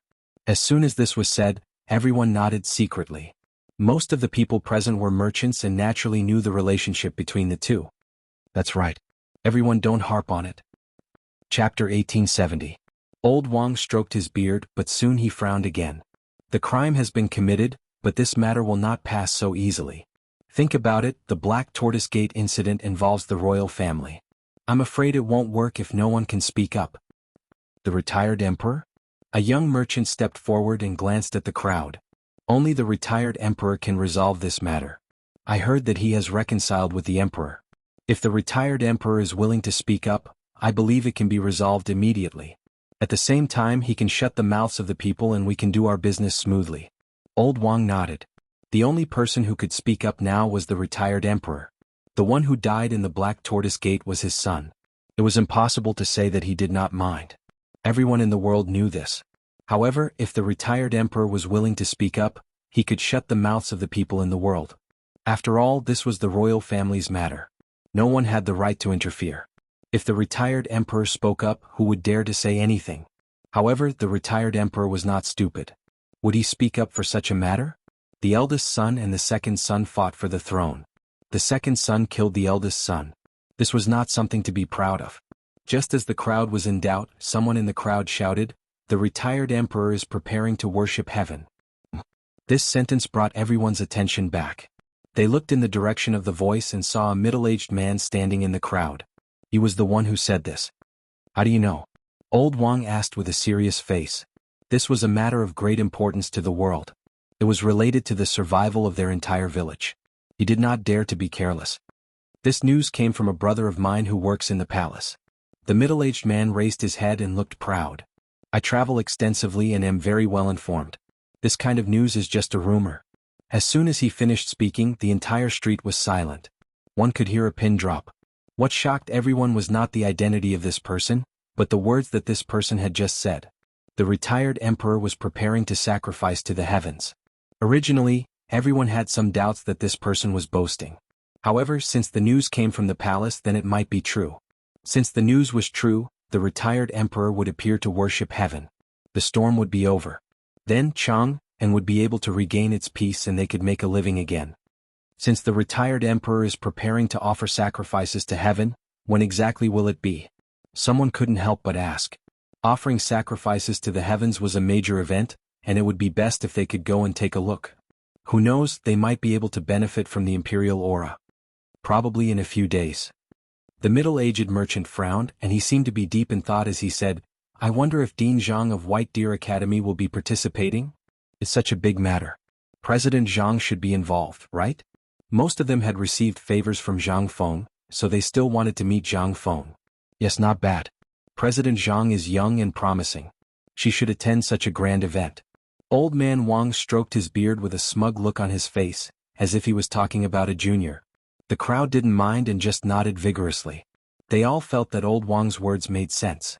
Obviously, Zhang Feng had already left a good impression in their hearts as a young and promising man. At this moment they felt that anything good they said about Zhang Feng was right. At the same time in Shaoshan White Deer College. Following Zhang Feng's departure, the crowd didn't notice anything wrong at first. However, as time passed, some people realized that something was wrong. The first person to notice was Yuan Hong. He would usually go to the dean's place after class and ask some questions. However, when he went to look for the dean today, not only was there no one, he didn't even eat the food that was delivered. This made him very puzzled. Hence, he waited in his residence. After waiting for about 4 hours, he finally realized that something was wrong. Usually, even if the dean went out, he would be back in 2 to 4 hours at most. However, he wasn't back after so long. There was something wrong. Furthermore, the food on the table was untouched. This didn't seem like the dean's character. Could it be that he encountered some danger? Or was he kidnapped by some criminals? He shuddered and didn't dare to think about it anymore. If he continued to think about it, there wouldn't be a corpse left of the dean. Hence, he hurriedly went to look for Wuxia and the rest. Now that the dean wasn't around, only these few teachers could take charge of the situation. After rolling and crawling all the way, Yuan Hong finally arrived at the classroom. "Teacher, the dean is missing." He panted heavily and said with a flushed face. Wuxia was teaching in the classroom. When he heard the commotion, he wanted to reprimand them. However, when he heard that Feng Zi was missing, he immediately perked up. "What did you just say?" "The dean is missing." Yuan Hong swallowed his saliva and said with difficulty. "Why is Feng Zi missing?" Wuxia put down the book in his hand and walked quickly to Yuan Hong. He said with a serious face, "Hurry up and explain the matter clearly." He treated Feng Zi as his disciple. Now this disciple was missing? How could he not be anxious? This student went to look for the dean just now. However, after waiting for 4 hours, I didn't see the dean. At first, I thought that the dean was out, so I waited for a while. However, the more I waited, the more I felt that something was wrong. I realized that the dean didn't even touch his food. Chapter 1871. Yuan Hong had a troubled look on his face. Halfway through his sentence, he realized that Wuxia was already preparing to leave. He hurriedly chased after him. "Sir, wait for me." Immediately informed Xueji, Chu Suiliang, Ouyang Xiu, and the other old men to come over. After Wuxia finished his sentence, he rushed straight to Zhang Feng's residence. His speed was not any slower than an ordinary person's. This shocked Yuan Hong. Didn't they say that these teachers were all old? Why were they still so fast? It seemed that the dean's magic was great. A single message was enough to make the teachers run like they were flying. Yuan Hong did not care about the many thoughts in his mind. He turned around and ran to the other classrooms. Although Wuxia was already old and his stamina was not as good as a young person's, when he heard that Feng Zi had gone missing, he was extremely anxious. He strode toward his residence. Fortunately, there were no stones on the road. Otherwise, he would have been thrown off his feet. After rushing all the way, he finally arrived at Zhang Feng's residence. He pushed open the door and rushed in. When he went in, there was indeed no one. There was still some food on the table, but no one had touched it. That kid really went missing. Wuxia frowned. His face was a little pale. Where can he go? After saying that, he seemed to have thought of something and hurriedly walked out of the door. Just as he stepped out, he saw Chu Suiliang and the others walking toward him. "Brothers, you're finally here." Wuxia quickly stepped forward and said impatiently, "Feng Zi is missing." Chu Suiliang had his hands behind his back. When he saw that it was Wuxia, he immediately stopped and frowned. "We already know the news. The most important thing now is to find Feng Zi." After saying that, he turned his head and glanced at Xueji and the others behind him. "That's right. Feng Zi's disappearance is a big matter. We need to treat it seriously." Xueji stroked his sparse beard and frowned. "However, with us old men, I'm afraid we don't have enough manpower. In old man's opinion, we should borrow the strength of all the students in the academy to search together." Right. Wuxia nodded repeatedly. Then he looked at Yuan Hong and said hurriedly, "Yuan Hong, immediately mobilize all the students to search for Feng Zi's whereabouts. Remember, don't let go of the entire Shao Mountain." Yuan Hong nodded and turned to run towards the classroom. Xueji still felt that it was not safe enough. He waved his hand and added, "Remember to look for it in the Forging Workshop and Research Institute." After saying that, he turned to look at Wuxia and the others. "Let's go look for him too. Maybe that kid ran over there?" "Not bad." Chu Suiliang nodded with a worried look on his face. "I don't think the two girls know about this yet. Let's go there and look for them. We'll tell them while we're at it."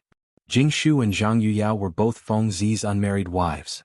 She had to inform them of such a big event. This. Ouyang Xiu frowned and stroked his beard. "I'm afraid it's inappropriate. If we old men go to the girl's residence, what if we bring gossip to Feng Zi? What's inappropriate about it?" Wuxia glared and seemed to be dissatisfied. As Feng Zi's teachers, we naturally have to take charge of the situation now that Feng Zi is not around. What's there to be afraid of? Moreover, the two girls are considered juniors. Who dares to gossip about old man? After he finished speaking, he waved his sleeve and directly walked towards Zhang Yuyao's residence. In his heart, he was actually unwilling to go. After all, it wasn't nice for a teacher to go to the residence of his disciple's wife. However, now that Feng Zi had gone missing, even if he was unwilling, he had to go because no one could take charge of the situation. When the three of them saw that Yu Shernan was slightly angry, they knew that it was serious and quickly followed him. The four of them were almost 60 years old. Usually they would stagger when they walked, but today they seemed to be full of energy. Each of their steps was faster than the other, and they were unusually energetic. There was no other reason but because their disciple was missing, they seemed to have something supporting them in their hearts.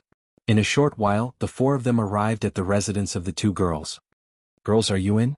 It was not easy to enter, so Yu Shernan could only shout outside the door. Hearing the voice, the two girls who were doing needlework quickly put down the things in their hands, lifted their skirts and walked out. When they saw that it was the four gentlemen, they were puzzled, but they still bowed. "Gentlemen, may I know why you are here today?" Usually, because of the taboo between men and women, the four gentlemen never came to their residence. Even if they came, Prince Zhang would accompany them. Why did the four gentlemen come together today? Although they were puzzled, the two girls only lowered their heads. "Did Feng Zi come to your place?" Yu Shernan looked at the two girls and asked nervously. "Prince Zhang?" Jingshu raised her head and looked at Zhang Yuyao. She was puzzled and then looked at Yu Shernan. "No what? Gentlemen." "Oh, that's bad."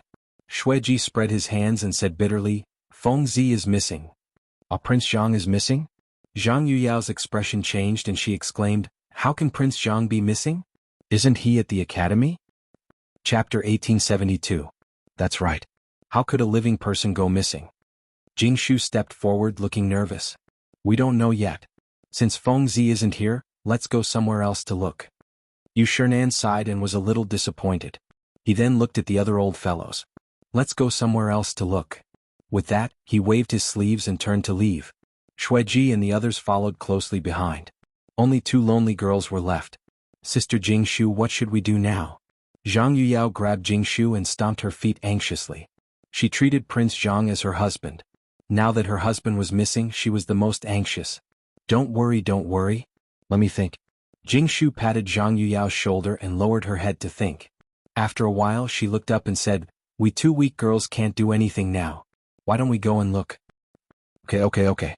Zhang Yuyao nodded hurriedly. In fact, her mind was already in a mess. She didn't have any ideas. Now that Jingshu suggested it, she naturally agreed. "Then let's go." Without hesitation, Jingshu pulled Zhang Yuyao and ran toward the classroom.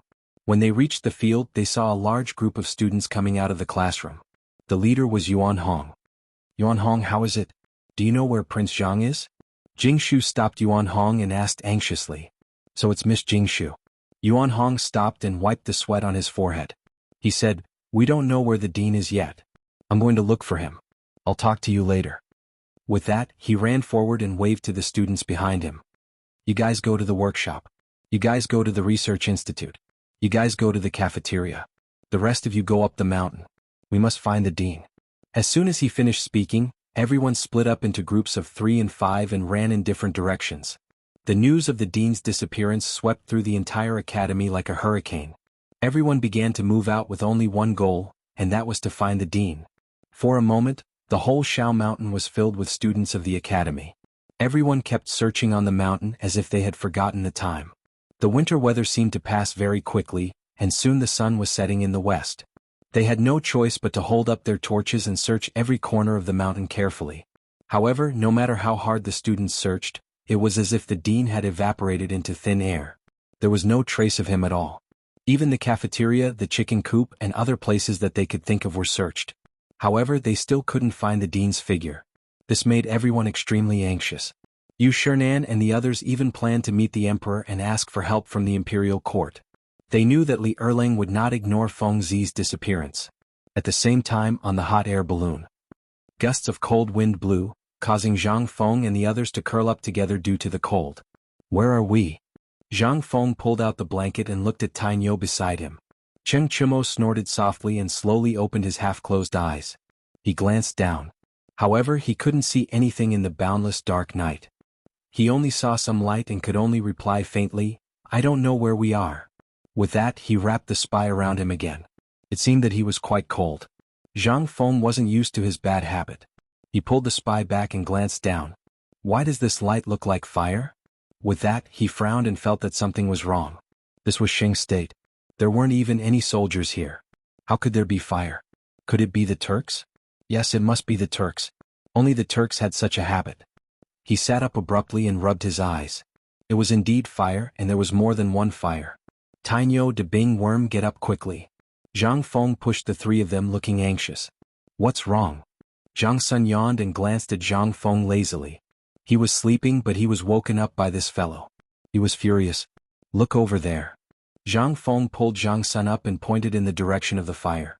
That should be the main camp of the Turks. The main camp of the Turks? Cheng Chimo grabbed the metal wire and looked in the direction of the fire. Indeed, there were quite a few fires. It was nighttime, and based on the habits of the Turks, they would light a campfire near their main camp. The main reason was to prevent the ambush of wild beasts, and another reason was to provide warmth. Seeing so many campfires below, it must be the main camp of the Turks. That meant that he was moving toward the main camp of the Turks? What if a hot air balloon landed in the main camp? Wouldn't he become a captive of the Turks? Thinking of this, he shuddered. Fengzi, hurry up and think of a way to return.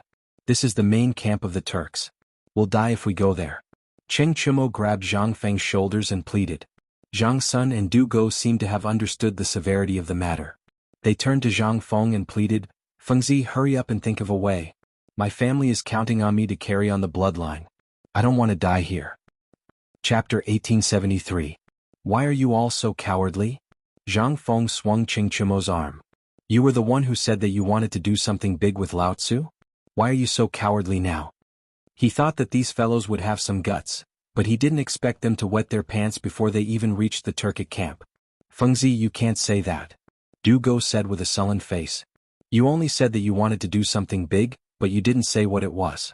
We didn't expect you to come to the Turkic camp. That's right, Fengzi. Didn't you say that you wanted to do something big? Let's go back to Chang'an. Zhang Sun Chong pulled Zhang Feng and tried to change the topic. After saying that, he glanced at Cheng Chimo and signaled him with his eyes. Cheng Chimo immediately understood and pulled Zhang Feng back. Fengzi, let's go. Let's go back to Chang'an.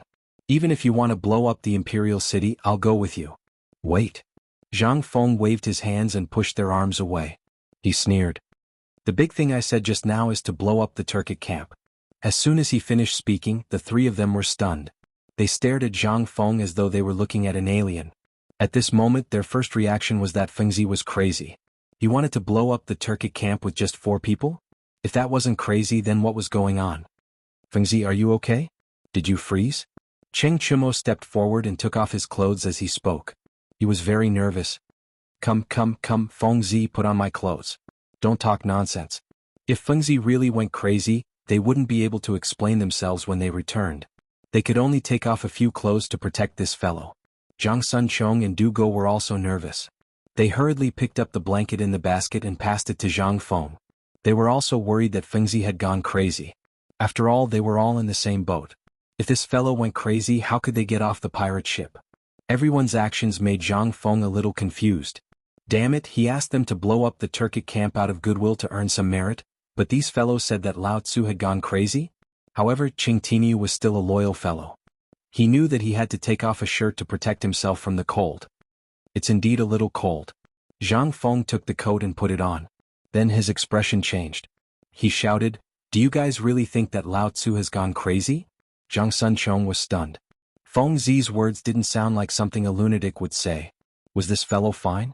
So he probed, You're not crazy? Of course Lao Tzu isn't crazy. Zhang Feng straightened his coat and glared at the crowd. You bastards, Lao Tzu brought you to blow up the Turkic camp out of goodwill to earn some merit, and you say that Lao Tzu has gone crazy? If not for the fact that you gave your coat and blanket to Lao Tzu would have kicked you off the ship. The scolding made the three of them shudder. They were now certain that this fellow wasn't crazy. A lunatic wouldn't say so much at once, not to mention Lao Tzu. But why did this fellow want to blow up the Turkic camp? Wasn't he courting death? After all, there were only 4 of them. Even if they went down, they wouldn't even be enough to fill the gaps between their teeth. Fengzi, since you aren't crazy, why did you urge us to blow up the Turkic camp? Cheng Chimo hugged his chest and shivered in the cold wind. The Turkic incident made him forget that his coat was still in Fengzi's hands. Yes, there are only 4 of us. Aren't we courting death if we go? Dugo was also puzzled. His side was so weak. Wouldn't they be courting death if they went? You don't know shit. Zhang Feng glared at the crowd and spat. Then, he looked in the direction of the Turkic camp and struck a pose that he thought was very handsome. The Turkic people have been invading the Tang Dynasty for many years. They can be said to be the enemy of the Tang Dynasty. Now that they are stationed in Xingzhou, it's probably because they don't have enough food and are preparing to raid. As men of the Tang Dynasty, of course we have to get rid of these guys. After that, he turned to the crowd and smiled. I know you're afraid, but we have gunpowder. Later we'll throw the gunpowder down from the sky. It'll definitely blow up these sons of B** cheese. What do you think? The 3 of them didn't immediately respond. Instead, they looked at each other as if they were thinking about something. Damn it. What are you guys waiting for? Zhang Feng was a little unhappy. He glared at the crowd and said, don't you want to get rid of your reputation as a foppish son? Now is an opportunity. As long as we kill the Turkic leader, these guys will definitely withdraw their troops. At that time, not only you guys but even your families will benefit from your glory. Have you thought it through? The 3 of them were slightly stunned. They seemed to have been inspired by Zhang Feng's words. Their eyes were filled with vigor. Fengzi was right. If he were to blow up the Tuju's camp this time, then when he returned to Chang'an, wouldn't he have to give face to his family? If he were to blow up Shili, then his family would have to put him on a pedestal, and he would be able to get rid of his reputation as a dandy. Chapter 1874. However, on second thought, there were only 4 of them while there were tens of thousands of Turks. Maybe there were even hundreds of thousands of them. How could they blow up this small amount of gunpowder? They couldn't even move a hair of the Turks. No, this method wouldn't work. The 3 of them looked at each other and talked for a while as if they had reached some kind of agreement. Wait, let us think about it first. Cheng Chimo said casually. After that, he waved his hand and pulled Zhang Sunchong and Dugo to one side. Come here. This was a big matter. He wanted to discuss it with these 2 guys. Humph, you still need to discuss such a small matter. Zhang Feng looked disdainful and turned to look at the Turk camp. At first he didn't want to blow up the Turk camp in Xingzhou.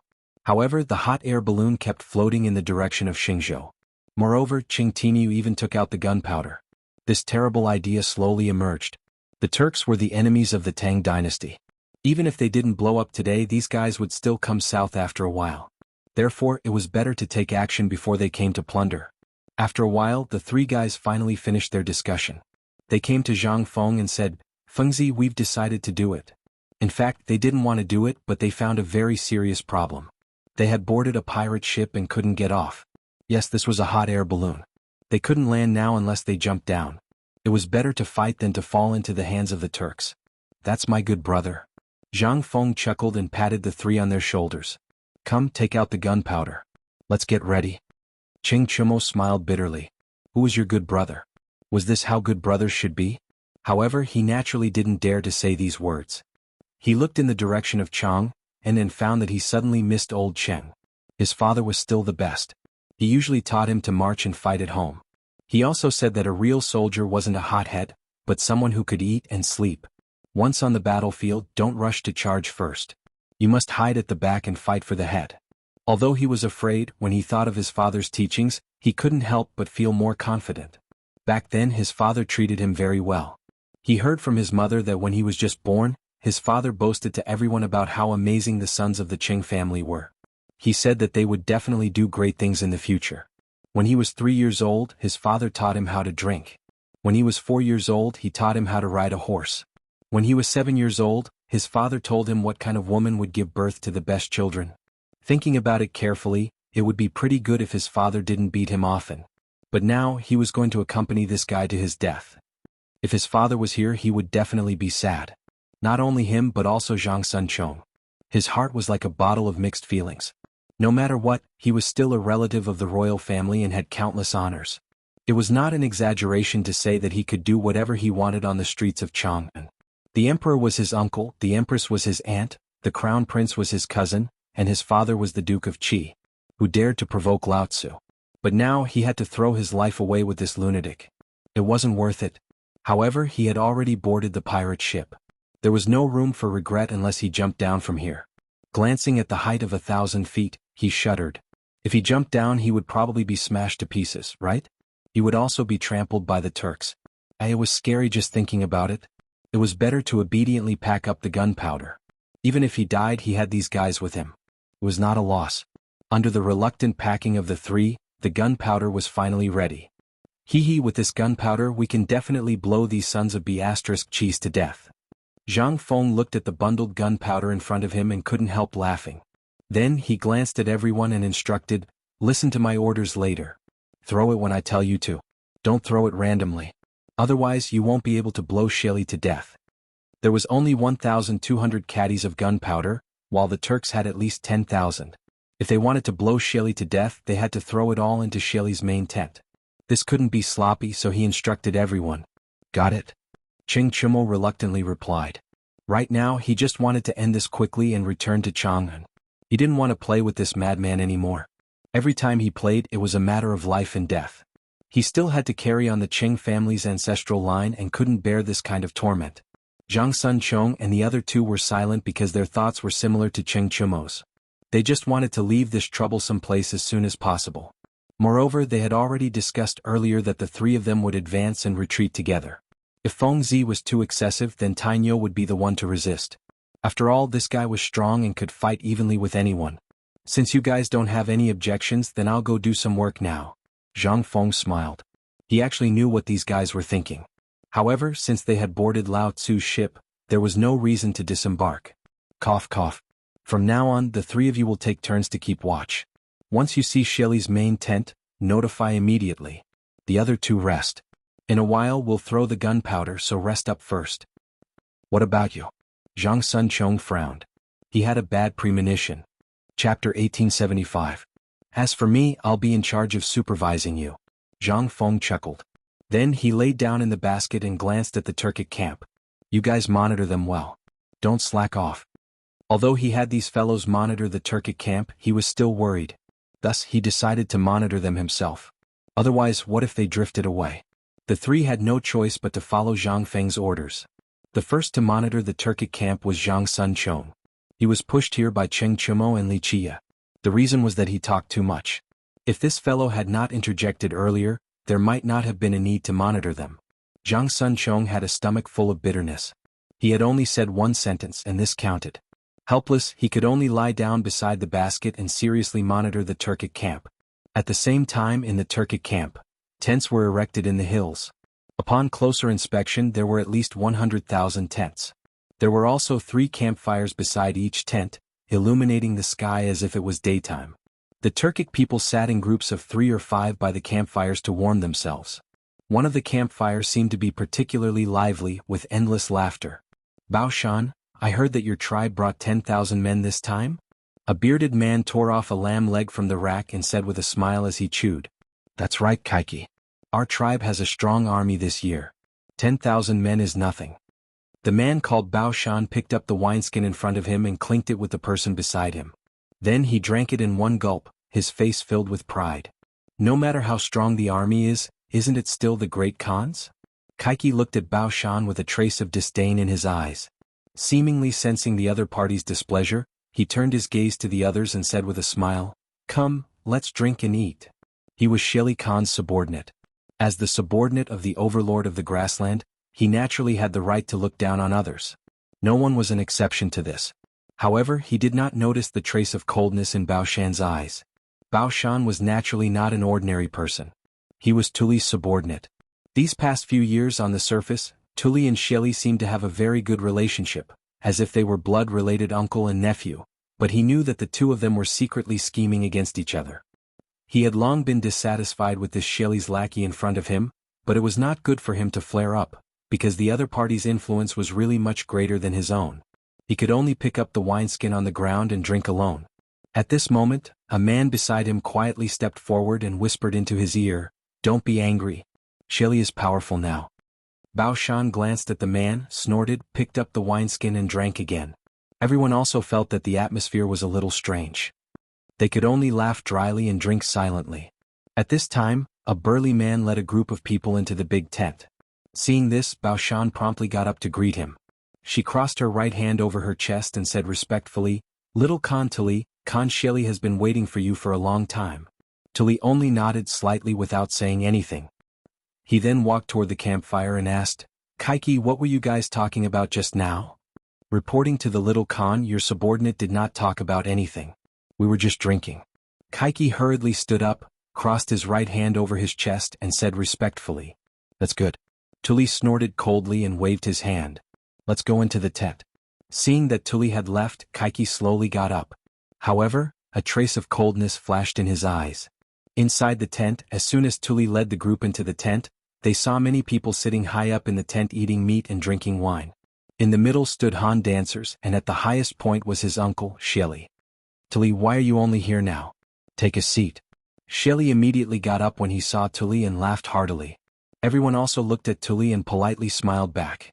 These were all Turkic nobles. Many of them had troops and horses in their hands, enough to dominate a region. "Uncle, you are too polite." Tuli smiled and hurriedly went forward. He gave Sheli a bear hug before letting go and found a place to sit down. He was the son of the previous Khan. It was reasonable to say that the Khan was his. However, when his father died he was still young. Therefore the Khan was temporarily inherited by Sheli. Over the years, Sheli had given him some benefits in order to put up a show. He also let him manage the grassland. However, he knew very well that Sheli did this to shut the nobles' mouths. After all, the Khan did not belong to him. He had not forgotten how to take back the Khan that belonged to him. However, Sheli's power was too great. There was no chance at all. He also knew that his uncle had been guarding against him. Therefore he had not lived well over the years. Sometimes he even thought of forming an alliance with the Tang Dynasty to destroy Sheli together. However, when he thought of his father, this idea was slowly dispelled. When his father was on the throne, which force in the Central Plains did not pay tribute to him like the Turks. He would not want to see him ask for help from the Tang Dynasty. However, this power-stealing guy in front of him was very annoying. Just as he was thinking about countermeasures, Sheli picked up the wine cup in his hand and slowly got up. "Everyone, I have gathered everyone here. I don't need to say more. You all know what I mean. That is, how to attack the Tang Dynasty." Chapter 1876. Winter was approaching. There was not much food stored in the grassland, only some cattle and sheep. However, it was not a solution to keep killing cattle and sheep. What about next year? The only way was to rob and plunder. This was also a tradition of the Turks since ancient times. As long as winter came, they must go south to plunder. The leaders of the various tribes also deeply understood this principle, which was why everyone had gathered together. "Khan, what's there to discuss? Just fight." A man with chest hair stood up. He walked to the middle and hugged a Han woman. He rubbed her body and laughed. "Look, the women of the Tang Dynasty are so soft and tender. Bring them back to warm the bed." "Aha, Go-To is right. Women like this are waiting for us in the Tang Dynasty. We can't miss it." Another burly man walked out. He held a wine glass in his left hand and a dancer in his right hand. He had a lewd smile on his face. His laughter seemed to be infectious. For a moment the whole tent laughed. Only two people seemed to be uninterested in what everyone was talking about. They just looked at everything in front of them silently. "Tuli, what do you think?" Sheli raised his wine cup, looked at Tuli and said with a smile, "Or should I say, or do you have any way for us to break into the Tang Dynasty in one fell swoop?" Although he seemed to be asking, he was actually probing. Tuli was the son of the previous Khan. Although he did not have much power now, his fame was far greater than his. Therefore he needed to find out his strength. And this probing was to test his strategy and wisdom. Tuli naturally sensed Sheli's probing. He smiled. "Uncle, in my opinion what Go-To said just now is very reasonable. Just fight and beat them until they are convinced." Sheli was stunned. He thought Tuli would say something. He did not expect him to just go with the flow. It seemed that this nephew really did not have any strategy. He was thinking too much. "Okay, then let's fight." Sheli smiled in relief. Then he raised his wine glass and looked at everyone.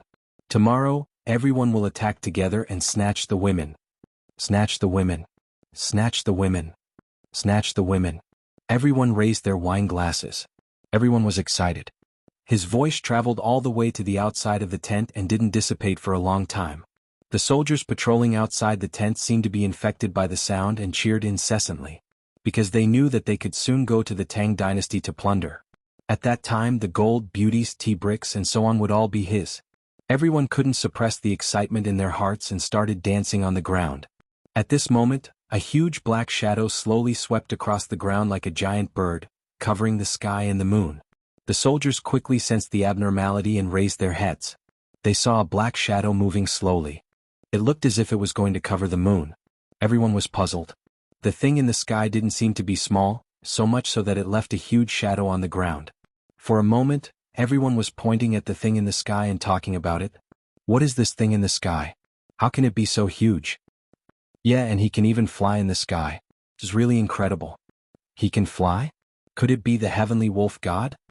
As soon as these words were spoken, it instantly caused a great commotion. Everyone's discussion became louder, and even their emotions were stirred up. They kept circling around the tent. Because the Turks had always claimed that they were the descendants of wolves, they called the wolves the heavenly wolf god and believed that the heavenly wolf god was omnipotent. Now that they saw this miracle, that they had never seen before, they naturally attributed everything to the heavenly wolf god. Of course, there was a story behind all this. The Turks were originally a branch of the Xiongnu, but they were later destroyed by a neighboring country. At that time there was a 10-year-old boy. The soldiers saw that he was too young and couldn't bear to kill him. So they chopped off his legs and threw him into the grass. Later the child was saved by a female wolf. When he grew up he mated with the wolf. When the king of the neighboring country heard that the child had grown up, he was afraid that there would be trouble in the future, so he sent people to kill him. The people who killed the child saw that there was a wolf beside him and wanted to kill it as well. The wolf escaped and fled to a cave in the north of Gaochang. In that cave the wolf gave birth to 10 little boys. They gradually grew up, formed their own families and reproduced. One of them lived in the area of Altai Mountain. Altai Mountain was shaped like a helmet during battle. The locals called them the Turks, so they took the name of the Turks. There was another story.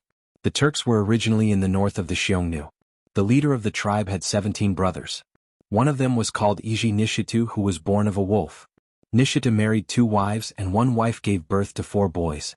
The eldest son was called Nadu Lu, who was later promoted to the leader of the tribe and named the Turks. Nadu Lu had 10 wives. After Nadu Lu's death, the 10 wives brought their sons to the tree and agreed that all the children would jump toward the tree. Whoever jumped the highest would be the leader. Ashi, who was born of Nadu Lu's concubine, was young and agile. He jumped higher than all the other children and was promoted to the leader. This story also showed that the Turks were passed down by wolves. Chapter 1877. That was why the Turks valued the heavenly wolf god so much. Soon, the soldiers' discussion alarmed the nobles in the tent, and they sent their subordinates out to inquire. What's the commotion outside? A bearded man opened the tent flap and stroked the scimitar at his waist, glaring angrily at the crowd. Don't you know that the Khan is discussing something important? Are you tired of living? The flickering light shone on the man's face, making him look sinister and terrifying. The crowd wasn't in the mood to care about that. They all pointed to the sky and looked at the man. General Yashin, look at what's in the sky. Everyone is saying that the heavenly wolf god is here? Take a look. Heavenly wolf god. Yashin frowned. He was also a Turk and also believed in the heavenly wolf god, but he had never seen it before. Now, the heavenly wolf god had actually appeared? He couldn't hold back his curiosity and glanced at the sky. With just one glance, he felt like his world was about to collapse. Something was flying in the sky? And it wasn't small either? Could it really be the heavenly wolf god? Yes, it had to be the heavenly wolf god. Only the heavenly wolf god had such magical powers. He could no longer suppress the joy in his heart and scrambled into the tent. Because he was too excited, he almost stumbled. Fortunately, he steadied himself in time and hurriedly prostrated himself on the ground, shouting, "Great Khan Sheli, the heavenly wolf god has appeared outside." At this point, everyone's eyes suddenly widened. The tent was so silent that one could hear a pin drop. Only Yashin was still talking to himself. After a while, Sheli seemed to have sensed something. He slammed the table and stood up, looking at Yashin excitedly. What did you just say?" When he heard Yashin mention the heavenly wolf god, he thought that this guy was drunk and talking nonsense. But the more he heard, the more he felt that something was wrong. The heavenly wolf god had appeared? How the hell was that possible? As the ruler of the grassland, he had never seen the heavenly wolf god. How could a small general like you see the heavenly wolf god? Not only Shelley but everyone else also sensed that something was wrong. They all stood up and looked at Yashin seriously. "What did you just say? Say it again?" "That's right. If you dare to blaspheme the heavenly wolf god, Lao Tzu will exterminate your entire clan." They were all nobles and overlords of the grassland. In their hearts they had supreme reverence for the heavenly wolf god. They believed that everything they had was bestowed upon them by the heavenly wolf god and that the heavenly wolf god was their ancestor. Even a person of his status had never seen his ancestor. How dare a small general like you talk nonsense here? At this moment, almost all of them thought that Yuxian was either crazy or trying to blaspheme the heavenly wolf god. The heavenly wolf god held a supreme position in their hearts. Anyone who dared to blaspheme the heavenly wolf god would die without a doubt. Obviously, everyone doubted the veracity of Yuxian's words. After all, no one had ever seen the serious god. Now this guy was saying that the serious god had appeared? Moreover, it was so sudden. Who would believe it? It was like you were praying to Buddha. As you prayed, someone said that Buddha had appeared. Would you be able to accept it immediately? Of course not. His first reaction was to be dumbfounded. However, Yuxian didn't think so. He had seen the heavenly wolf god with his own eyes. Khan, nobles, everything I said is true. Yuxian looked around at everyone. He kept waving his hands and pointed outside the tent from time to time. He was very emotional. When I went out to take a look just now, I saw something flying in the sky. It had already covered the moon. Tell me, if that isn't the heavenly wolf god, then what is it? As soon as he finished speaking, the tent fell silent. Everyone was silent. Shelly frowned. This guy didn't look like he was lying. Moreover, this guy had no reason to lie and wouldn't dare to do so. But, let's go. Everyone follow me out and take a look. He waved his hand and decided to go out and take a look. Everyone didn't hesitate. They got up and followed him. After all, Yuxian didn't have the guts to lie to everyone. After listening for so long, they might as well go out and take a look. For a time, almost everyone in the tent had left. Only one table was left. That was Tuli. He felt that something was wrong and was hesitating whether to go or not. Little Khan, what should we do? Bao Shan whispered in Tuli's ear. Tuli frowned. Although he felt that something was wrong, everyone had gone out. It seemed a little inappropriate for him to not go. So he said, let's go and take a look too. After saying that, he stood up, waved his sleeve and walked out of the tent. Outside the tent, as soon as Shelly led everyone out, he found a dark shadow on the ground.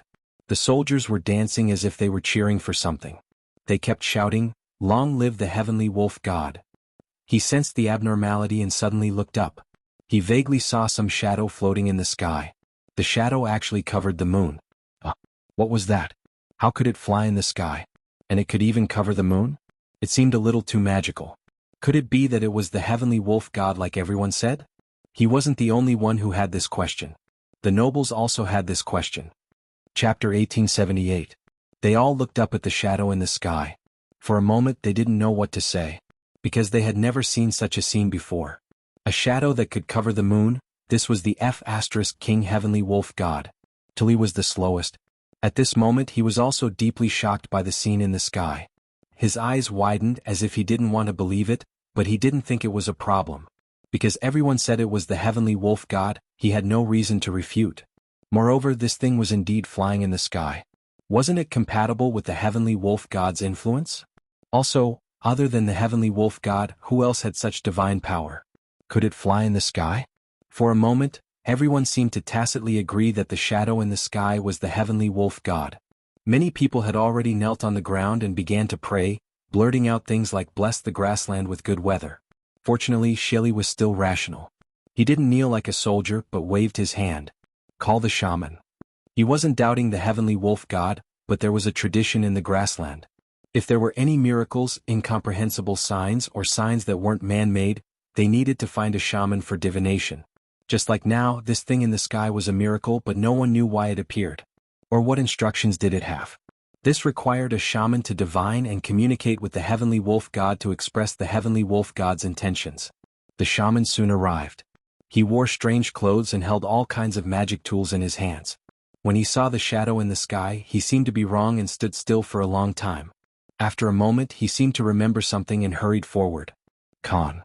He crossed his arms and bowed to Shelly. Quickly communicate with the heavenly wolf god. Shelly waved his hand and didn't care much. Instead, he looked at the sky with excitement. Yes. The shaman nodded and then waved his hand. Two people stood behind him. They were holding a skeleton which looked like a wolf skeleton. It had been air-dried and was embedded with all kinds of gems.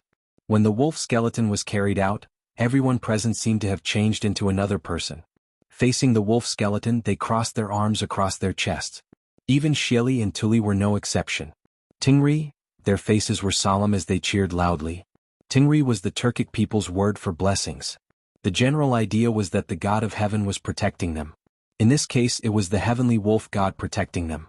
After praying for blessings, the wizard began to perform the ritual. He danced around the wolf bone, shaking his magic weapon and muttering, "Tingri, Tingri, please bless the people of the grassland to never go hungry. Tingri, please bless the invincible warriors of the grassland. Tingri, please bless the underground Khan, ever victorious." Everyone looked at the magus and for a moment tears welled up in their eyes. At this moment they seemed to be resonating with each other. Everyone began to dance with joy. After about 15 minutes, the shaman's prayer finally stopped. He crossed his right hand over his chest and looked at Xieli with a sincere face. "My most respected Khan Xieli, the Sky Wolf God told me that the grassland warriors will definitely win this war." Hearing this, Xieli could not help but tear up. His right hand crossed over his chest as he looked at the hot air balloon in the sky. He said emotionally, "Thank you, Heavenly Wolf God." How many years had it been? Back then, at the end of the Sui dynasty, the Turks were so powerful. Didn't those aristocratic brothers in the Central Plains scramble to give them big gifts? The Turks even dominated a region. What could they not get? Did they want to go there? However, with the establishment of the Tang dynasty, these guys became more and more arrogant. Were they not willing to pay tribute? In addition, the weather on the grassland was changeable. Once winter came, the herdsman could not survive at all. He did not pity the herdsman. It was just that the herdsman did not have cattle and sheep to graze. What could they eat? Therefore he decided to go south and teach Li Shimin, this arrogant guy, a good lesson. He would rob all the treasures of the Tang dynasty, take all the women of the Tang dynasty to the grassland, and turn all the men of the Tang dynasty into slaves to graze for him. Only in this way could he vent the hatred in his heart. He was not the only one who had this idea. Basically, all the nobles present had the same idea. Each of them had troops and horses under their command, enough to dominate a region. It was just that Xieli had more troops and horses, and he had smoothly ascended the throne. Otherwise they would have rebelled and established themselves as kings. However, there was no harm in following Xieli this time. At least they could go to the Tang dynasty and plunder. In this way their troops could be replenished and this damn winter could pass peacefully. The public's thoughts always went with the flow, but there were always others who had different thoughts. As the son of the previous Khan, Tuli had been eyeing Xieli's Khan position for a long time. Because this position was originally his. It was only because he was young at that time that Xieli took it. Watching Xieli govern the grassland he was unconvinced. However, he could only suppress this unwillingness in his heart and did not dare to say it out loud. Xieli's troops were the largest in the grassland. As long as he showed a trace of disobedience, this guy would kill him. Therefore he had been very careful. Chapter 1879. Until now, the wizard actually said that Xieli would lead the grassland to win this war? This was undoubtedly a blow to him. It was not that he did not want the grassland to win, but that he did not want Xieli to win. Once Xieli won, this guy's reputation in the grassland would be higher, and the hope of his revival would be even slimmer. Thinking of this, Tuli felt as if a thorn had pierced his heart, and the pain was unbearable. He glanced at the cheering Xieli and resentment grew in his heart. Xieli knew all this, but at this time he was not in the mood to care about this. Instead, he opened his arms and looked at the hot air balloon with a sincere face, trying to accept the blessing of the serious god. This was the wizard's method. As long as he looked at the serious god sincerely, the serious god would bring courage, force, wisdom and blessings to this land. And he would lead countless grassland warriors to rush into the Tang dynasty and take away the wealth and women of the Tang dynasty. He would let this group of lowly Han people remember that the land under their feet was a gift from the serious god. Once the serious god was angry, the grassland warriors would raise their butcher's knife again and use the blood of all the people of the Tang dynasty to worship the serious god. At the same time, on the hot air balloon, Zhang Feng patted Cheng Chumo, who was half asleep, and said angrily, "Wake up, we have arrived at the Turks' camp." He did not even blink just now for fear of missing the Turks' camp, but Cheng Tiniu could fall asleep as soon as he lay down. He really did not know if he was a pig in his previous life. "Fengzi, why did you disturb me again?" Cheng Chumo slowly opened his eyes and rubbed them. Then, as if he had realized something, his face changed as if he had been frightened. "Fengzi, what did you just say? We have arrived at the Turks' camp? Where? As he spoke, he suddenly got up and leaned against the basket. He looked down and only saw a dense crowd. "Oh my God, so many people? What? Are you scared?" Zhang Feng crossed his arms and sneered. If you are scared, I will throw you down now. Then it will be fine. How could that be? Cheng Chumo hurriedly turned his head to look at Zhang Feng, revealing a fawning smile, as if he was afraid that the other party would really throw him down.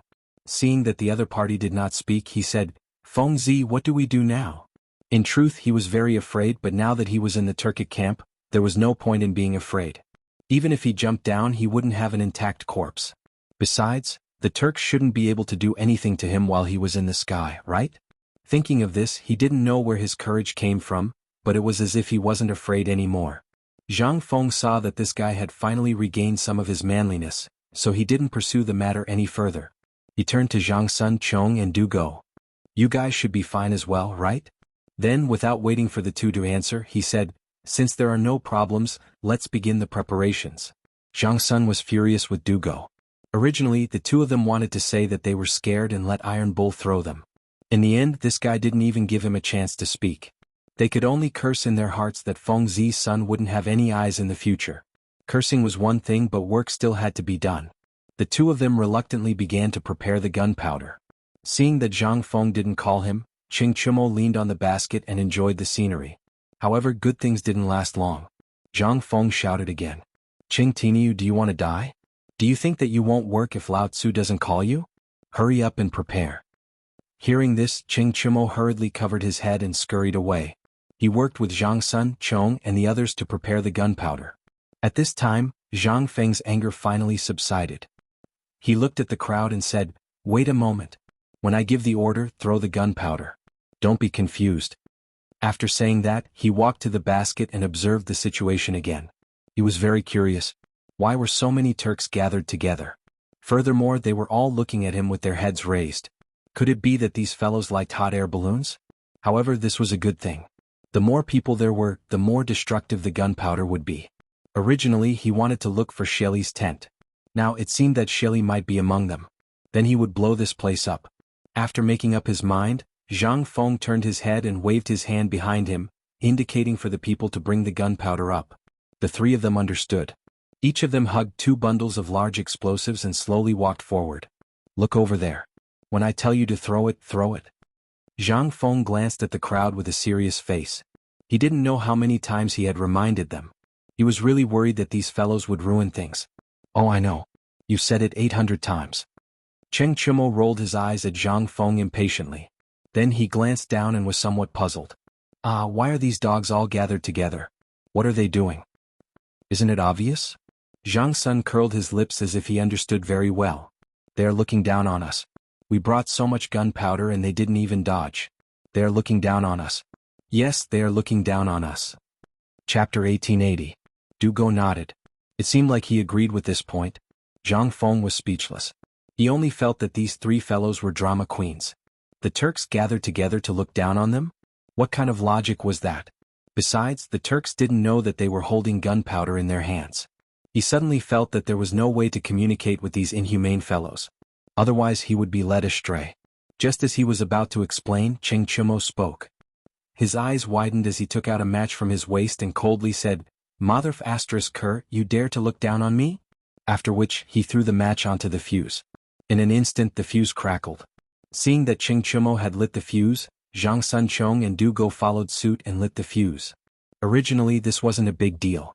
Zhang Feng didn't have the mood to blame these fellows for secretly lighting the fuse. However, he didn't expect that not only did these fellows not throw it, they even imitated the 5 warriors of Wolf Ivory Mountain. After lighting the fuse, they even held it in their hands and glared at the Turks below, trying to kill them with their eyes. This scared Zhang Feng to death. He threw a slap over and said angrily, Motherf asterisk Kerr, hurry up and throw it away. Hurry up and throw it, it'll be too late. Only then did the three of them react. They hurriedly threw the gunpowder in their hands down. After throwing it, they still didn't seem to be satisfied. They hurriedly threw it. Zhang Feng could only watch from the side, afraid that the hot air balloon would explode. In an instant, a gift pack of 1,200 caddies of gunpowder was thrown down toward the Turks' camp. Sparks flew from the gunpowder like fireworks. However, these fireworks lost their gravity in the air and began to drift around the Turks' camp. At this moment, the Turks who were cheering underground felt that something was wrong. It seemed like something was falling from the sky and this thing was carrying flames. Furthermore, it wasn't just a little bit. It was like the stars in the sky getting closer and closer to them. What was going on? Everyone was puzzled and decided to ask the shamans. When it came to such incomprehensible things, people were still keen to believe in the wizards. The magus had also noticed the abnormality in the sky. He was slightly taken aback and continued to dance. However, he seemed to be even crazier now. His movements were even more exaggerated, as though he was possessed by some mysterious force. Not long after, the veins on the wizard's forehead bulged and white foam flowed out of his mouth. He jumped while muttering something. Almighty Heavenly Wolf God, please bestow upon the prairie warriors the greatest power, so that the prairie warriors will be invincible. Hearing the cheers, the crowd became excited. It was as if they had been summoned by the Heavenly Wolf God. The blood in their bodies burned as they scrambled to cheer, Heavenly Wolf God. Following a series of cheers, the things in the sky finally fell down. One of the fuses used to bind the gunpowder seemed to have burned out at the moment it fell to the ground. The ground that was originally illuminated by the fire suddenly flashed with a glaring white light. Rumble, the entire night sky was illuminated by the explosion of gunpowder. A huge explosion rang out, covering all other sounds. The one closest to the gunpowder was the magus. He was blown to smithereens on the spot. His head was separated from his body. Minced flesh began to roll in the sky and could be seen everywhere on the ground. Many soldiers were in the same situation. Minced flesh was scattered all over the ground. After the explosion, it was as if the entire world had quieted down. Immediately after, waves of air swept out in all directions. Wood shavings, minced flesh and other things began to fly in the air. Kerosene leaked out and splashed on the surrounding tents. The campfire was ignited and the area within a radius of 10 feet was a sea of fire. Before Shelly could react, he felt a wave of air attack and pushed him far away. Even his ears were buzzing. At this moment he was half lying on the torn tent. His face was full of spots from iron shavings. The armor on his body had already been torn into pieces. One of his hands was trembling as he stroked his chest. The other arm was long gone. A large amount of blood flowed out of the torn wound and dyed the ground red. He squinted his eyes. It was unknown if he was unwilling to open them or if he could not open them. He was howling in grief. His body was trembling non-stop. There was not a single piece of good flesh on his body. His body was covered in blood and there was also a lot of iron shavings. It was unknown whose blood it was. At this moment, it had already invaded his entire body. Not far away, a burning tent covered a burly man's body. This man was none other than Tuli. Just now he was overthrown by the air wave. Coincidentally, the burning tent fell down, adding injuries to his injuries. He tried hard to stretch out his right arm but found that he could not exert any strength. However, the burning tent covered his body. Waves of burning sensation came. As if he had regained his strength, he clenched his teeth and finally tore off the burning tent. At this moment, Tuli's face was finally revealed. His face was full of iron shavings and wood shavings. Wherever the iron shavings touched, there was not one that was not full of holes. Some were even bleeding. He raised his trembling right arm and stroked his left arm because he felt unbearable pain. Chapter 1881. Sure enough, the skin and flesh on his left arm were gone. A large piece of white bone was exposed as if it had been gnawed by something. He vaguely remembered that he did not have anything to defend himself against the powerful blast of air just now, so he subconsciously raised his left arm. That was what he got in return. The pain was unbearable. He subconsciously touched his side and a piece of cloth appeared in his hand. He clenched his teeth and pulled with his right arm, but the cloth did not move at all. He had no choice but to use more strength. Although he was injured, the grassland men had always been brave. This problem did not stop him. The cloth was slowly pulled apart and an ear-piercing sound was heard. If it was under normal circumstances, he might have found it pleasant to hear. After all, he had once pulled the clothes of a Han woman like this. But now he felt that it was ear-piercing. The cloth was finally pulled apart. He tried hard to open his burned eyes, trying to find his injured left arm. However, all he saw was a gray sky. Around him were minced meat, corpses, wood chips, fire, and so on. The smell of death flowed into his body through the tip of his nose. The unpleasant smell made him cough twice. However, these two coughs caused him to cough up blood and foam. He could not care less. He turned his head and bit the cloth. His right arm was twisted back and forth. Waves of pain came and he kept howling. Finally, after twisting for a long time, he was done. He clenched his teeth and tried to sit up with his right hand on the ground. However, waves of pain came from his abdomen, making him feel as if he was being torn apart. In the end he gave up. He could only lie down and glance at the surroundings. With just one glance he saw death, blood and sacrifice. The whole camp was razed to the ground. Fire, burning tents and minced meat were everywhere. He felt a little nauseous. However, there was nothing in his stomach. He could not vomit, so he could only dry heave. Waves of wailing came from not far away. It sounded like the screams of ghosts from hell, but also like the cries of people who were about to die. The whole Shing prefecture was shrouded in panic. At this moment, the neighs of war horses came. Tuli turned his head and glanced in the direction of the sound. He saw a group of people rushing over. They were the people of various Turkic tribes. Khan, little Khan. The people who came kept shouting. It was as if Tuli heard his savior. With great difficulty he raised his right arm to signal for help. Those sharp-eyed men and horses quickly realized what was going on. They hastily stepped forward to support Tuli. "Little Khan, how are you?" The one who spoke was a big man with a full beard. Tuli had an impression of this man. He was his subordinate. Although he was his subordinate, he could not say anything at all. He could only point into the distance. The place he was pointing at was the grassland. This big man was quite smart. He immediately understood Tuli's intention and said, "Little Khan, do you mean to return to the prairie immediately?"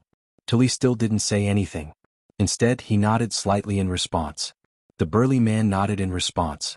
Then he glanced at the crowd and shouted, "Get a group of people to make a stretcher and escort little Khan back to the grasslands. The rest of you follow me to find Khan." After saying that, he carefully placed Tuli on the ground. After giving him a meaningful glance, he turned around and left. However, from beginning to end, Tuli's arm did not lower, as if he still had something to say, but that big man had already disappeared. A moment later that big man found Shelly in the same way. Surprisingly, Shelly and Tuli said the same thing. They also wanted to return to the grasslands. Therefore, the uninjured Turkic soldiers made several stretchers and escorted Shelly and Tuli back to the grasslands. At the same time in Xingzhou City. Ever since Jin Sheng, the provincial governor of Xingzhou, received the news that the Turkic people were coming to the Tang Dynasty to plunder, he had been training his troops every day. He knew that he was no match for the Turkic people. Therefore, while training he asked the imperial court for reinforcements. However, something strange happened. The war had not started yet, but the Turkic people had already started fighting among themselves. To be more precise, the heavenly thunder struck over the Turkic people and a fire broke out overnight. Did they withdraw their troops overnight? Not a single soldier was left behind. This made Jin Sheng a little confused. Why would the heavenly thunder strike where the Turkic people were stationed without any reason? Taking a step back, even if there was a heavenly thunder, why didn't these Turkic people know to avoid it? Moreover, the Turkic people claimed to have 200,000 troops this time. No matter how powerful the heavenly thunder was, it was impossible to annihilate 200,000 troops overnight. Strange. Judging from these signs, some of them were strange. They had no reason to give up going south. Did the Turkic people not plan to plunder anymore? That was impossible. Based on his years of experience in guarding Xingzhou, this was simply impossible. First of all, the Turkic people would run out of food in winter. Half of their cattle and sheep would be killed or injured. Moreover, the Turkic people lived by herding. Without cattle and sheep, what would they eat? Moreover, the Turkic people and the Tang dynasty had always been enemies. Going south to plunder seemed to be engraved in their bones and had become a tradition. They would do it every year. It was even more impossible to cancel it this year. All these were true. Could it be that the Turkic people were plotting something? Chapter 1882. The more he thought about it, the more he felt something was wrong. Jin Sheng glanced at the guard beside him and said, "Wu Pu, immediately count 10,000 troops. I think something is wrong. I have to go personally." Wu Pu frowned. The news of the Turks' withdrawal was checked by his men. He did not believe it at first. He ordered people to check it 5 times before he could confirm it. After telling the general did not believe it even more. He had already sent 5 groups of people to check. Now he wants to check again? He wanted to refuse, but thinking that the general wanted to go personally, he cupped his hands and said, "Yes, General." After that, he turned around and began to select the troops. After a while, the troops were finally counted. Wu Pu cupped his hands and said, "General, the troops have been counted. There are 10,000 people in total. General, please check." Okay. Jin Sheng turned his head and glanced. Seeing that there was no problem, he waved his hand and said, "Everyone set off. The destination is the Turks' camp." After that, he mounted his horse and galloped toward the city gate. Wu Pu saw that the general had set off. He did not hesitate and led his men to catch up with Jin Sheng. The guard at the gate of Xingzhou City was on duty. Seeing a large group of people rushing over, he wanted to scold them. But when he saw that it was the general, he did not dare to be negligent. He quickly ordered the people to lower the drawbridge. There were no obstacles along the way. Jin Sheng led 10,000 people and smoothly arrived at the Turks' camp. Before he even got close, a pungent smell wafted over. Wu Pu covered his nose. His face was a little ugly. "General, what is this smell?" Jin Sheng frowned and did not answer immediately. Instead, he squatted on the ground and picked up a handful of red-hot soil to smell it. However, he could not tell what it was. He could only say, "I don't know either. However, this should be the smell of the heavenly lightning you mentioned." After that, he immediately got up and waved his hand. Everyone speed up. He now believed that the thunder was real. Otherwise, how could he explain the soil? The soil under his feet was yellow, but now it was red. Without powerful fire, it was difficult to do. The group sped up. After a while, a desolate scene appeared in front of everyone. There were pieces of flesh everywhere. Blood dyed the ground red. Burnt cloth could be seen everywhere, and there were even large words written on it, Sheli Khan. The sawdust that had not been completely extinguished glowed in the dark night like fireflies in summer. At this moment they seemed to be cheering for freedom.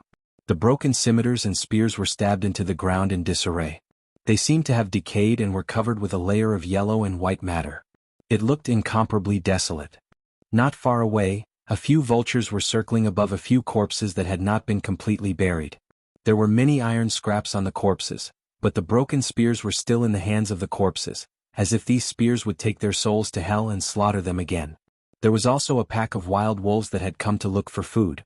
They were gnawing on a fragmented corpse, and their cold-blooded eyes emitted a dim light. They were like the soul reaper of hell, terrifying and horrifying. Looking at the crowd that was getting closer and closer, the wild wolf became more alert. It put down the pieces of meat in its mouth and opened its bloody mouth, revealing its fangs. "Halt!" Jin Sheng waved his right hand and glanced at the wolves and vultures. He said coldly, "Drive the wolves away and form an encirclement. Investigate the situation here." Although the situation now was roughly clear, it still needed to be investigated to prevent the Turks from plotting.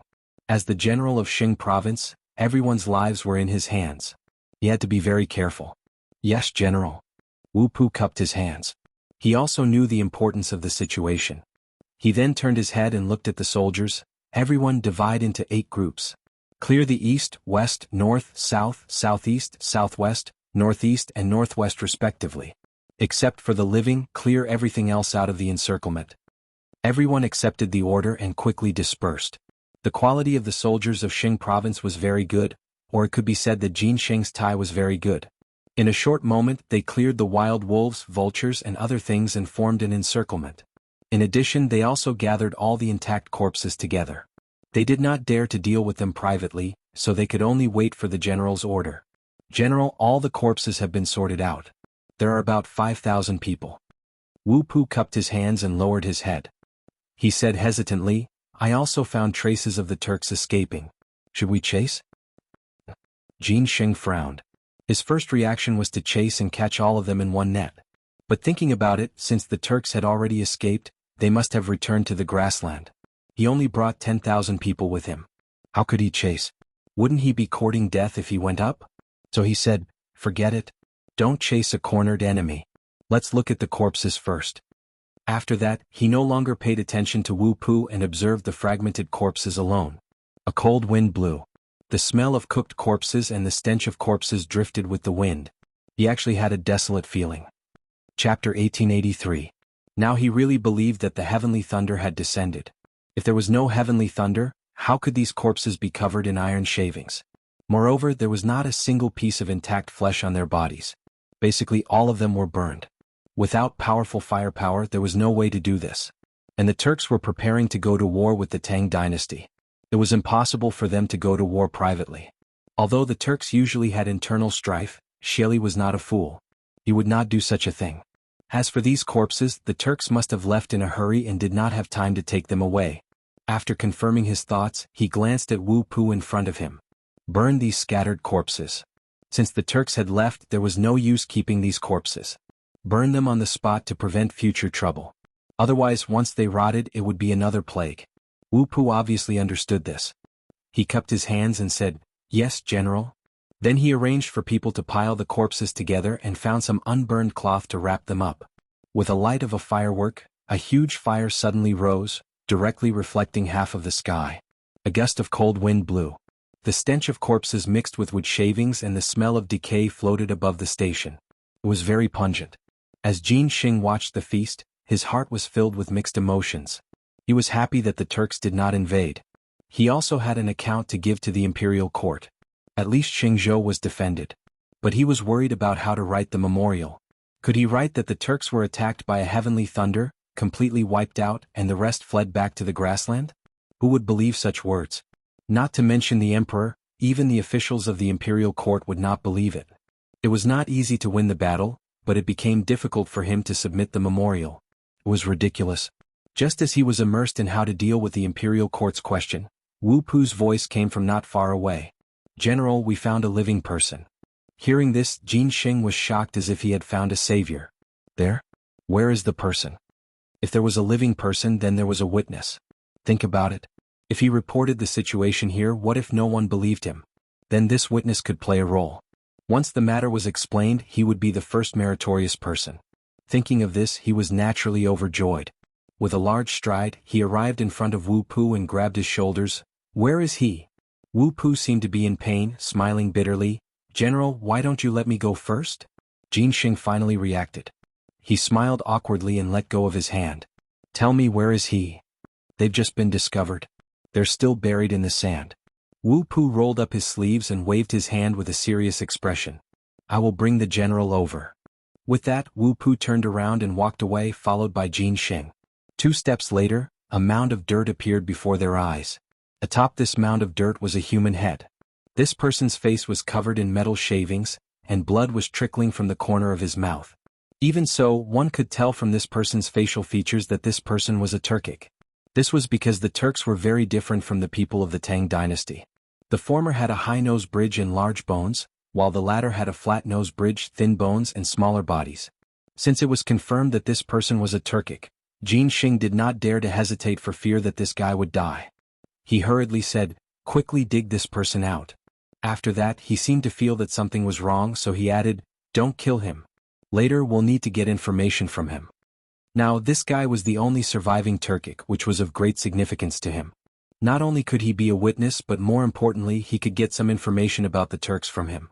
Of course, this was all after he was rescued. However, the soldiers didn't think so. They glared coldly at the Turk, wishing they could skin him alive right now. One must know that the Turkic and the Tang dynasty had always been mortal enemies. Almost every year, the Turkic would go south to pillage. As long as one was a person of the Tang dynasty, who would not hate these beasts to the bone? Not to mention these soldiers. Some of their fathers were killed by the Turkic, some of their sons were killed by the Turkic, and even more tragically, their entire families were killed by the Turkic. It was because of these reasons that they joined the army. Now, they were actually asked to save a Turkic? How was this possible? Everyone was a little unconvinced. Soon, someone stood up and said, "General, you can ask me to kill the Turkic, but it's impossible to save him." "That's right. These beasts killed my father. I can't wait to kill him now." More and more people began to shout. They raised their right arms high and their eyes were bloodshot. Jin Xing had already expected such a situation. Who here did not have a deep grudge against the Turks? However, personal hatred was greater than national hatred.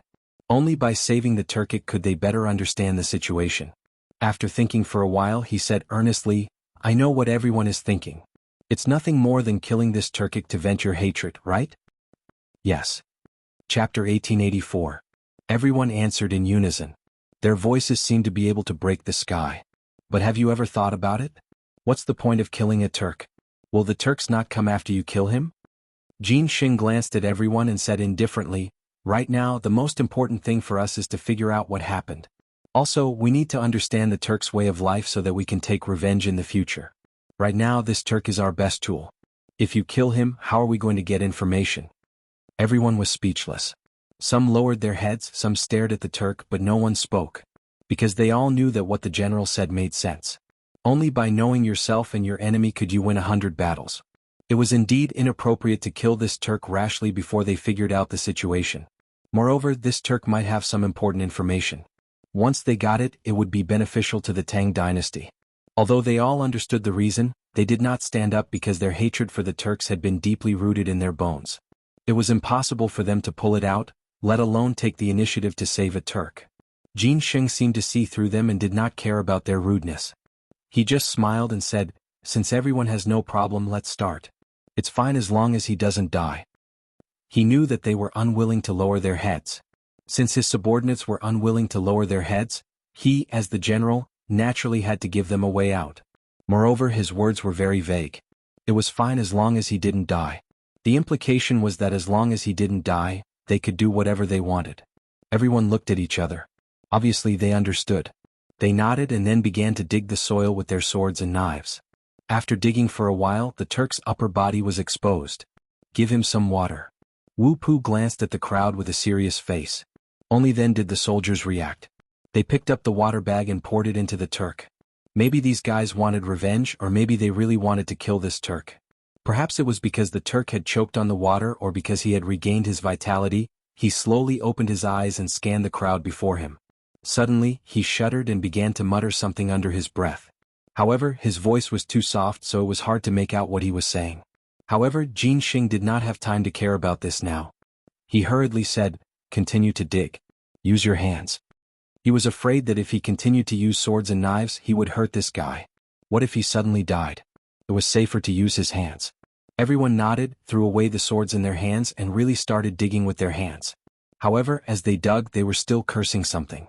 "Turk dog, don't die so quickly. Lao Tzu still wants your life."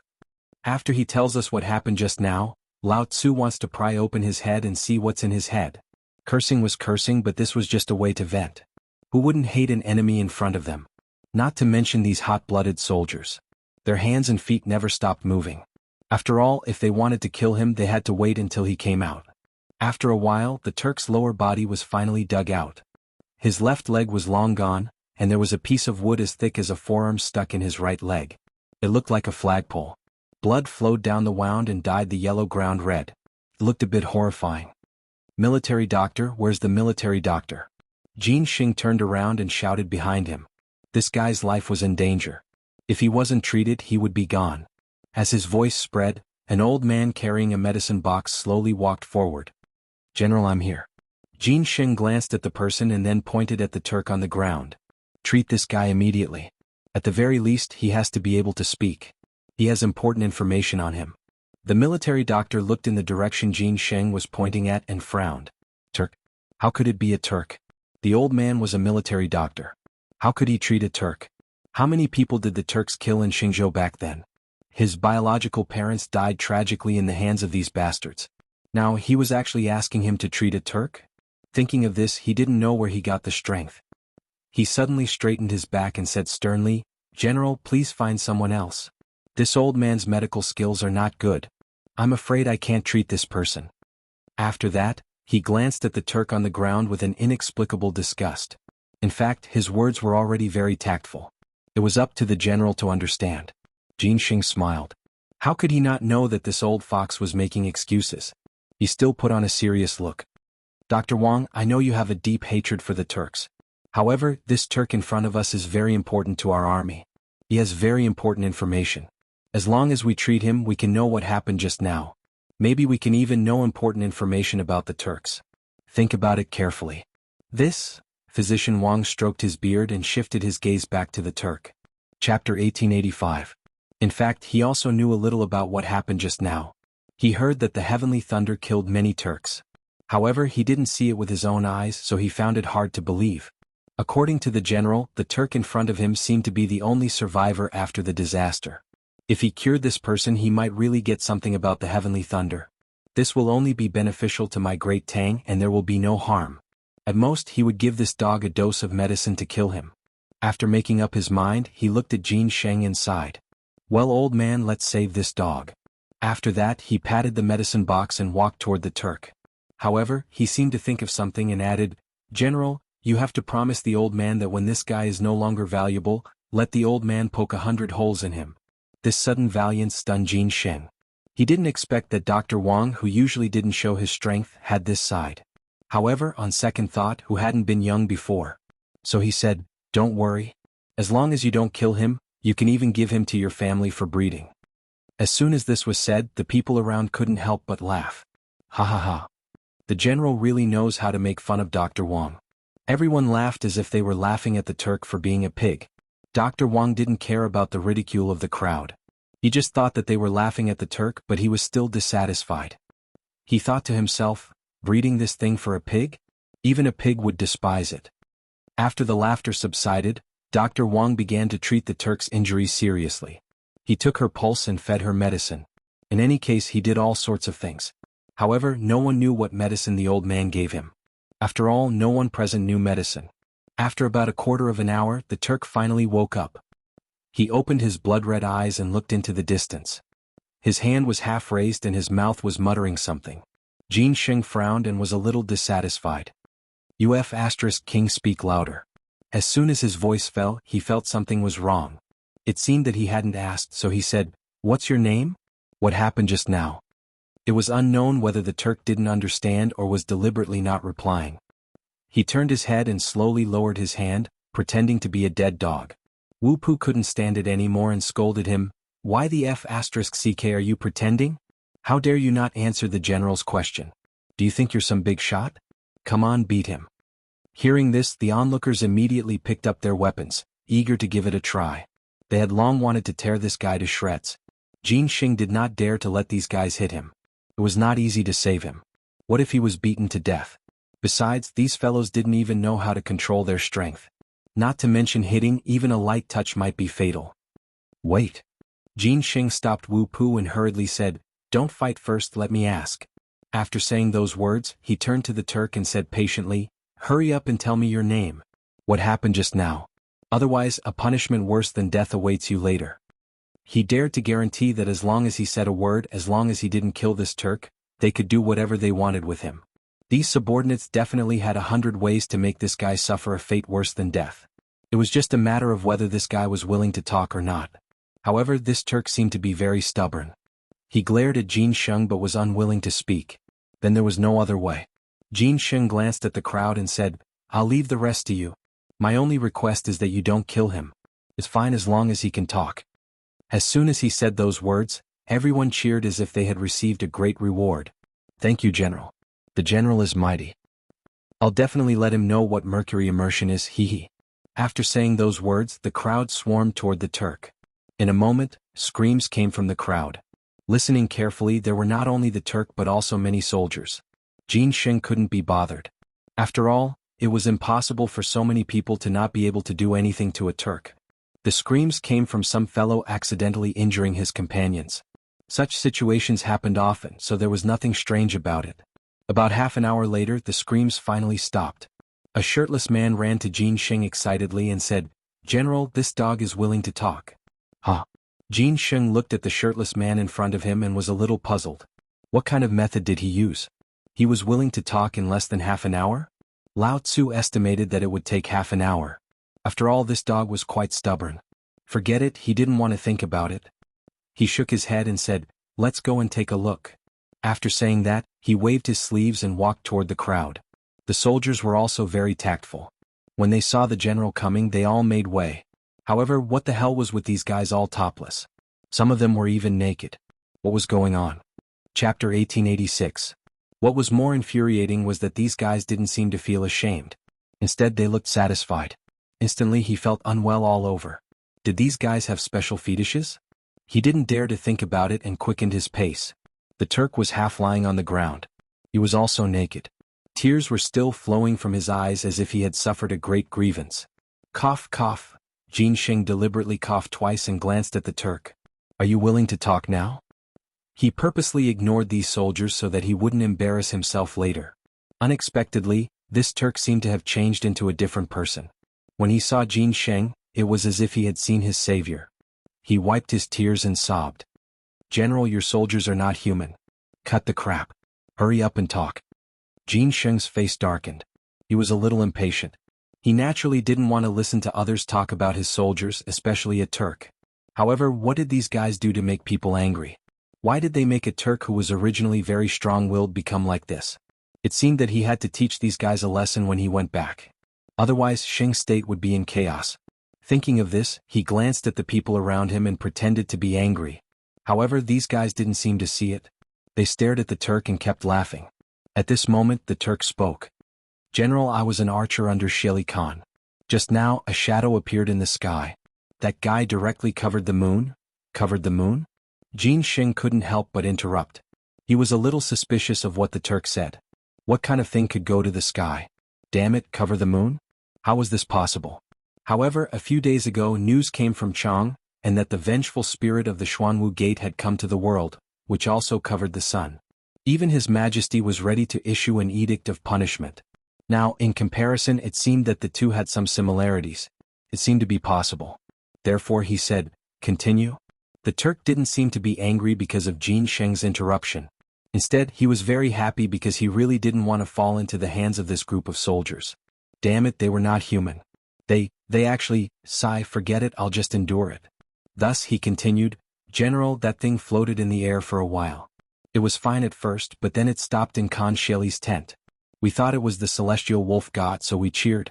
Khan Sheli also thought it was the celestial wolf god, so he sent wizards to divine, but halfway through, at this point, tears actually fell from the corners of his eyes.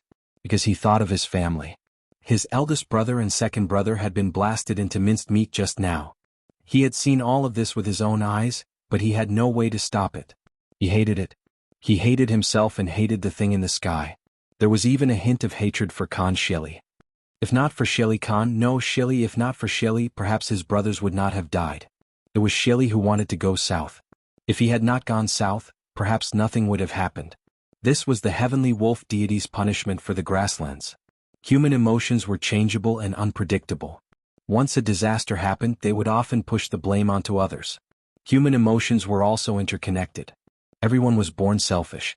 They often liked to take other people's things for themselves. The more power one had, the more obsessed they were with this nature. But the funny thing was that such selfish people often cared more about their blood relatives. Just like the Turk in front of him. He was thinking about how to go south and plunder and how to climb higher. His blood relatives were dispensable to him. Because the grasslands were a place where only strength mattered. As long as you had strength, you would be in charge, you would be king. But once you lost your strength, millions of people would come to enslave you, millions of people would come to trample on you, millions of people would come to kill you. He had understood these principles since birth, and now it had been engraved into his bones. So, facing Jin Sheng's interrogation, he could be considered to be feigning civility. Jin Sheng did not know these. Seeing that the Turk in front of him was crying, he thought this guy had been abused. After all, he did not have a good impression of the Turk. So he continued, "Don't stop, continue?" The Turk nodded, wiped his tears and continued. When the shaman was halfway through the divination, he suddenly found sparks falling from the sky, and there was more than one person. There were many. Everyone was cheering, and the shaman became even crazier, thinking that this was the wealth sent by the heavenly wolf deity. In the end, these sparks suddenly exploded and everyone was injured. It seemed that many people died. In a daze, I heard that someone had retreated. Retreated? Jin Sheng was not surprised by this news.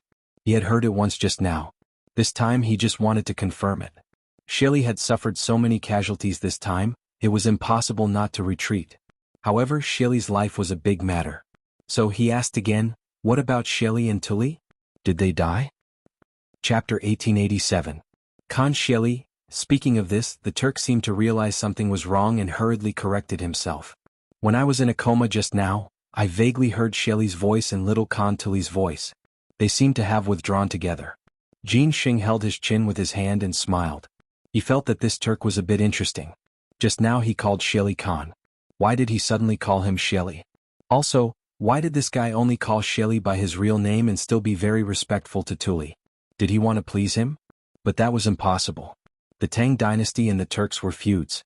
Even if he wanted to please him, he would not let him go. What was this guy thinking? No, he had to ask. So he said again, "Why did you call Sheli by his real name? Isn't he your Khan? Also, since you already called Sheli by his real name, why did you call Tuli little Khan?"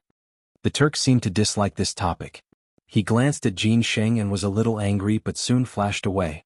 After all, he was under the eaves and had to lower his head. So he said, "If it weren't for Sheli, how could I have one of my legs blown off? How could my two brothers die? So, do you understand?" Jin Sheng nodded as if he did not fully understand. It seemed like this guy had placed all the blame for the heavenly thunder on Shelly, which could also be considered a good thing. Perhaps he could make use of it in the future. After a short pause he asked again, "Then why did you call Tuli Little Khan?" "Little Khan Tuli is different from Shelly." The Turk raised his head and a smug look flashed in his eyes.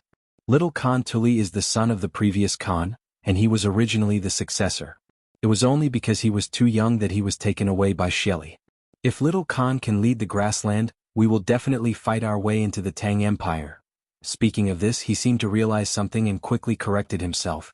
"No, I mean it was not Little Khan Tuli's idea to come to the Tang Dynasty this time. He even opposed it a little." Jin Xing raised his eyebrows. Unexpectedly, there was an unexpected gain. Tuli opposed to coming to the Tang Dynasty to plunder. Could it be that this guy wanted to show goodwill to the Tang Dynasty? Thinking of this, he quickly asked, "Why did Tuli oppose it?" "This?" The Turk frowned, clearly thinking about something. After a while he said, "I don't know." He wasn't wrong. He really didn't know. As for why Tuli opposed the abduction of the Tang Dynasty, the fundamental reason was that he did not want Shelly to grow bigger and bigger. Because Tuli was wholeheartedly thinking about how to succeed the Khan's position. If this time Shelly succeeded in the abduction, his prestige would be even greater. How could he still play around? How could a mounted archer like him know about such matters? Jin Xing didn't blame him. After all, this was no small matter. He said, "Forget it, let's leave it at that." After that, he glanced at Wu Pu behind him and said seriously, "Take this guy back. Remember, lock him up alone. No one is allowed to get close." As he spoke, he intentionally or unintentionally glanced at the shirtless soldiers around him. These fellows had tormented this Turk to the brink of death. If he were to fall into the hands of these fellows, he would most likely die. The soldiers didn't seem to care about the general's gaze, because they felt that they had done a good deed. Wu Pu looked solemn. "Yes, General." After that, he waved his hand and shouted, "Go back to the city." Jin Xing wasn't in the mood to care about these trivial matters. He jumped on the horse and rushed to Xingzhou City. Everyone tidied up, extinguished the bonfire, and prepared to go back to the city with the Turk. The next day the sky was already bright. A group of soldiers riding tall horses galloped on a country road. They were dusty, their faces were full of dust, and their lips were dry and cracked as if they were about to faint. However, their strong military consciousness still made them struggle. They held the reins tightly and didn't want to give up. However, horses were different from people. They didn't have strong willpower. After a long journey, many of them began to foam at the mouth, as if they would fall to the ground at any time. Finally, a horse seemed to be unable to hold on. Its front hooves were stuck in the pothole. Its body suddenly leaned forward and fell heavily to the ground. Its whole body twitched, and at the same time the soldier on it was thrown to the ground. The soldier was completely unprepared for this sudden turn of events. He rolled to the ground and fell unconscious. Of course, the matter was far from over. The collapse of the first horse immediately affected the second and the third. Soon, a large number of horses behind him lost their front hooves and fell to the ground one after another. They foamed at the mouth and panted heavily as if they were struggling for their lives. The soldier in front heard the sound and immediately reined in his horse. He glanced back and then turned pale. He shouted to the front, "General, something happened in the rear." The leader was Li Jing. He was ordered by the emperor to search for Zhang Feng. He rushed all the way and didn't dare to neglect. He didn't even rest on the way. He was about to reach Xingzhou, but now something happened? How could he not be anxious?